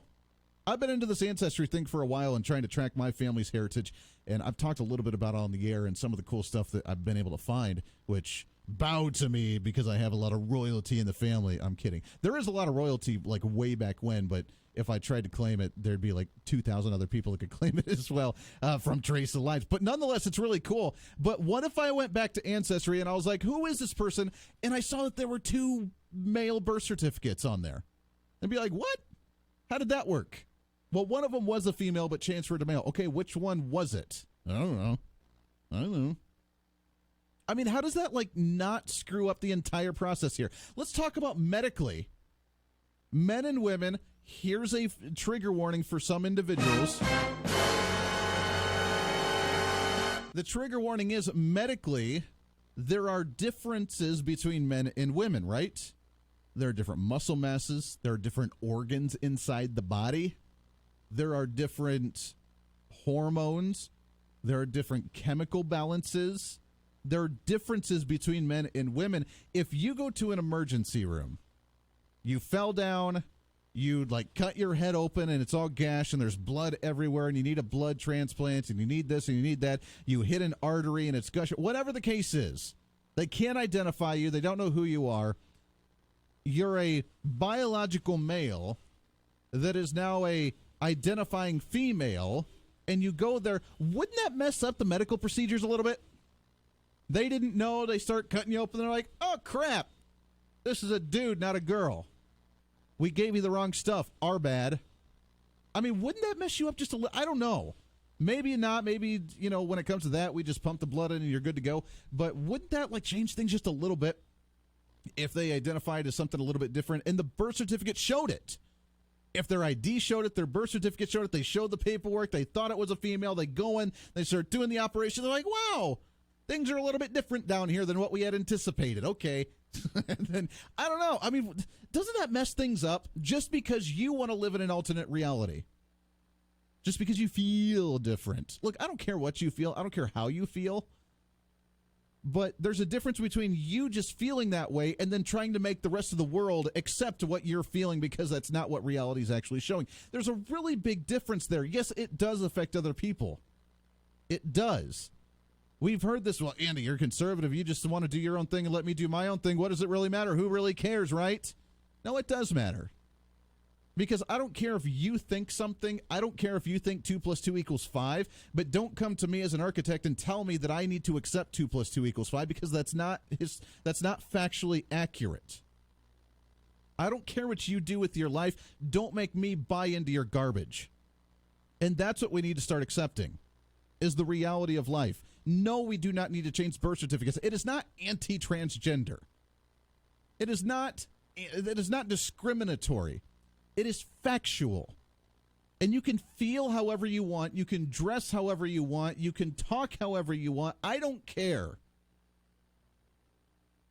But that doesn't make it so.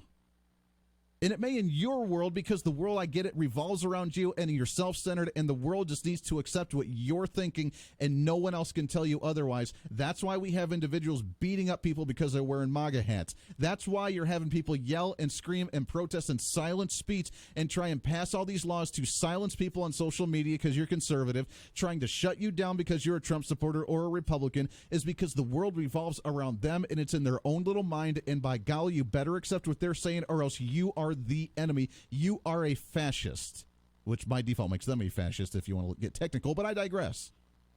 No, we do not need to change the birth certificate, but now because of what we've done at the federal level, now because of what we've done nationally, now we've been sued and the courts agreed, which means it's opening up the paveway for the state of Kansas. Now, I don't know if this is going into effect right away or if this is just going to be one step towards the change, but soon, very soon, according to the KDHE, and the big movement that Governor Kelly is praising here, is that now you can actually change your birth certificate in the state of Kansas to what you identify as, not what your biological gender actually is. 316-721-8255, 316-721-TALK. In order to request a certificate, according to the governor, the individual will need to submit sworn statement requesting the change and accompanied by one of these three things: a passport that reflects the person's true sex, or a driver's license that reflects the person's true sex, or a certification issued by a healthcare provider or mental health professional with whom a person has a doctor-patient relationship.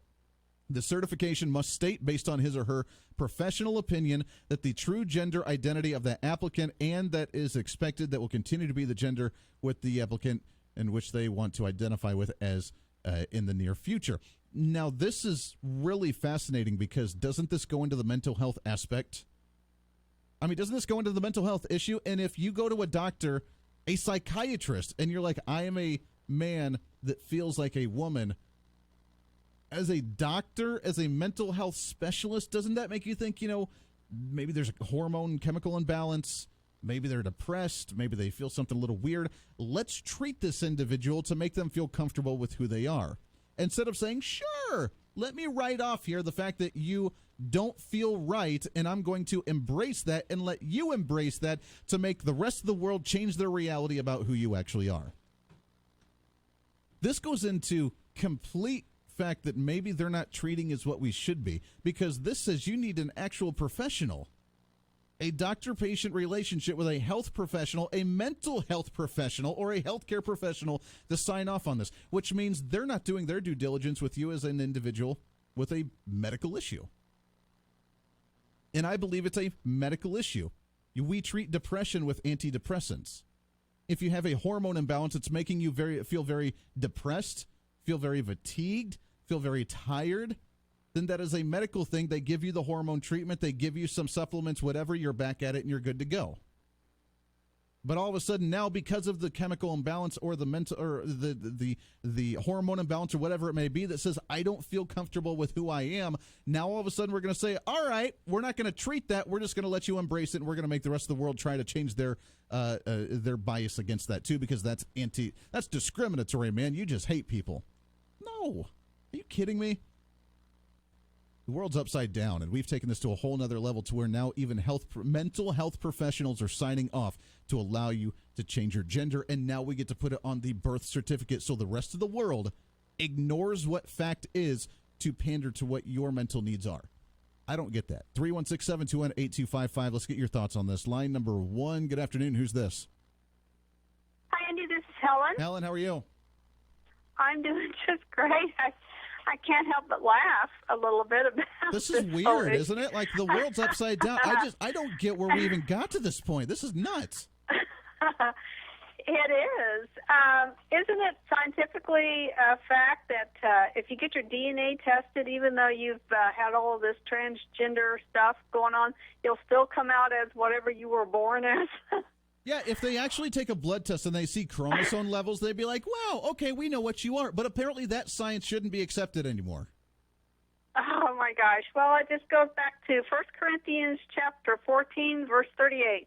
But if any man be ignorant, willingly ignorant, let him be ignorant. You know, they just choose to be ignorant. They choose to be because, again, the world needs to adapt to their point of view, and anybody that doesn't agree with it is hateful, is closed-minded, is bigoted, and just doesn't care about their personal needs. Again, I don't care. I do not care if someone believes that they are a different sex, if they are a different race, if they're a different heritage, if they are different whatever. I don't care, but don't turn around and make me be forced to accept it when I know factually that it's not true. We cannot live in alternate worlds, in alternate realities, and then force people to accept it. That makes zero sense in any way, shape, or form, doesn't it? Exactly.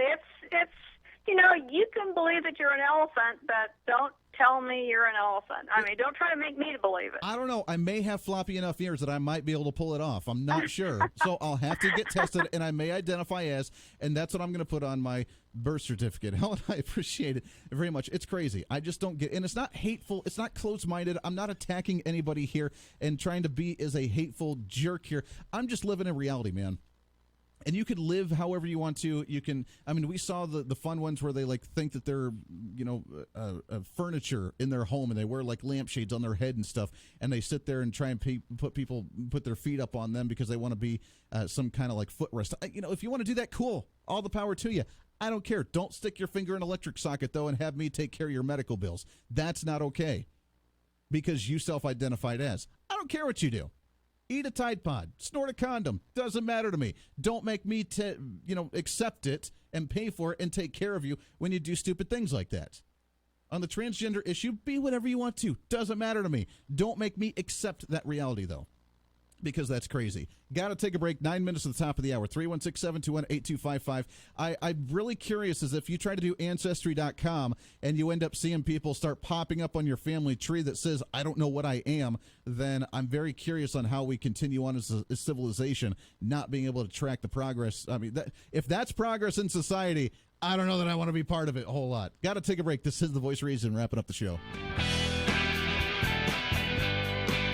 You're listening to The Voice of Reason with Andy Hoosier. Mostly lower in the livestock, mostly higher in the grains. That's where we're going to wrap up our Monday. Let's check the ag futures markets. Brett Krotz at Schwedeman Incorporated is here with the information. Good afternoon, Brett. Good afternoon. Well, we ended up seeing a little bit of strength in the front months of the live cattle. June live cattle up 37 at 106.92. August up 20 at 102.42. In the feeder cattle, August down $1.90 at 131.77. October down $1.90 at 132.60. And then the hogs were sharply lower with July down $3.40 at 72.85. October down $3.67 at 69.05. Over in the grain markets, a pretty big day in the wheat. July Kansas City wheat up 13 at 465.5. September up 13 at 477.5. In Chicago, the July wheat up 12 at 538. September up 11 3/4 at 542.5. July corn up 4.5 at 446 3/4. December up 3 3/4 at 457 1/4. July soybeans 6 1/4 higher at 909. November up 5 1/4 at 932 3/4. Then July oats down 8.5 at 270.5. July cotton up 133 at 62.52. August crude oil up 27 cents at 57.69. August natural gas up 12 at 229. August gold sharply higher, up 18.60 at 14.1870. July silver up 11 cents at 15.40.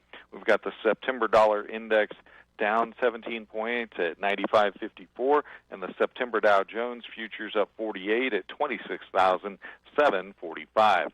And for information on these and the other markets, please call us at Schwieterman Incorporated. Kyle Larson giving it everything he has. The Monster Energy NASCAR Cup Series. Trying to run down Kyle Busch. The summer of NASCAR thrills comes to the Windy City. Kyle Busch nearly gets into Ricky Stenhouse Jr. Where racing can turn to raging. This is not over yet. The problem is Larson now is stuck in traffic. The Camping World 400 from Chicagoland. And Kyle Busch will try to get away. Sunday at 1 on the Motor Racing Network. Your home for NASCAR is the Big Talker, KQAM. Price sells cars at Rusty Eck Ford. And with our great financing offers, it's like we have a bank in our back pocket to help you get into a new car, truck, or SUV. So if you have good credit, bad credit, no credit, or a discharge bankruptcy, that's okay. If you have a job and make at least $1,400 a month, we can help you get a fresh start at Rusty Eck Ford, where Price sells cars. And we understand sometimes bad things happen to good people. Come to Rusty Eck Ford and let us help you get a fresh start on your credit. And now, this moment of quiet calm, brought to you by Rusty Eck Ford.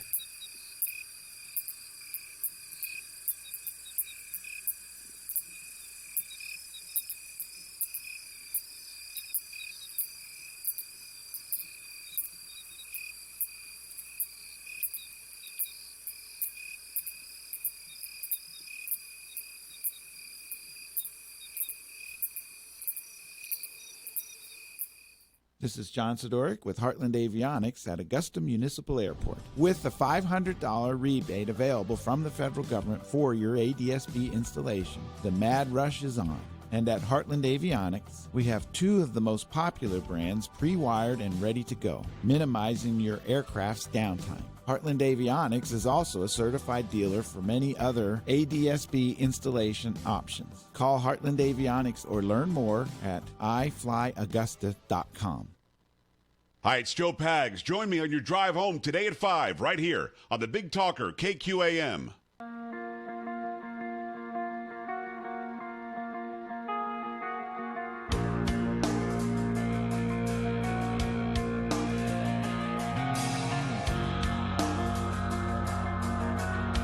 Just a couple of minutes left wrapping up the show today. Dave Ramsey right around the corner. It's very interesting as we're seeing things happen in Kansas. It makes you really wonder if we live in a red state or not. I mean, it really does. It's very odd. And some of the stances we're taking. Speaking of lunacy, on the other side, I did see a post from the Kansas Democrat Party on social media as they have an opinion piece coming out of the Wichita Eagle. Kansas teachers deserve the respect that comes with an adequate salary.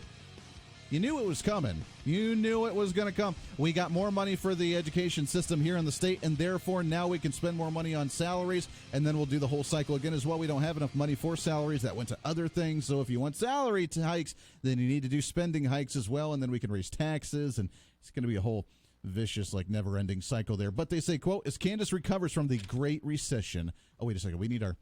we have to work through it here a little bit. So here's our therapy music of the day. It's that...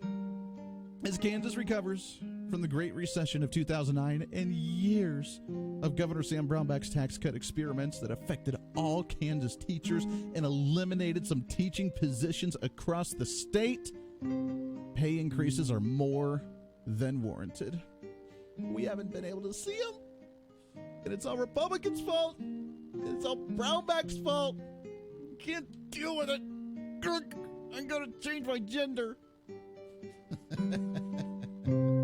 Oh man. Maybe, just maybe, here's a thought thrown out there. Maybe we shouldn't hire any more superintendents or deputy superintendents for school districts getting paid at like $100,000 plus with end of the year bonuses with our money, and then saying we don't have any money for teachers. If you remember, in the Wichita School District, when we raised the teacher salaries by like 2%, and then we turned around and hired another deputy superintendent for $120,000, and then gave a 6% increase to our superintendent that was already making close to $300,000. I mean, that's something to throw out there as an option. So as we talk about where the money's actually going, maybe we should look at where the money's actually going and treat it appropriately at the school district level instead of actually the evil Republicans and evil Governor Brownback who hates puppy dogs and children, which leads me to the fact that in a next few weeks we will start getting on some candidates for the Kansas School Board as that election is coming up this fall. You're not going to want to miss that. You cannot miss those elections. We need to get some conservatives on the school board. We have to.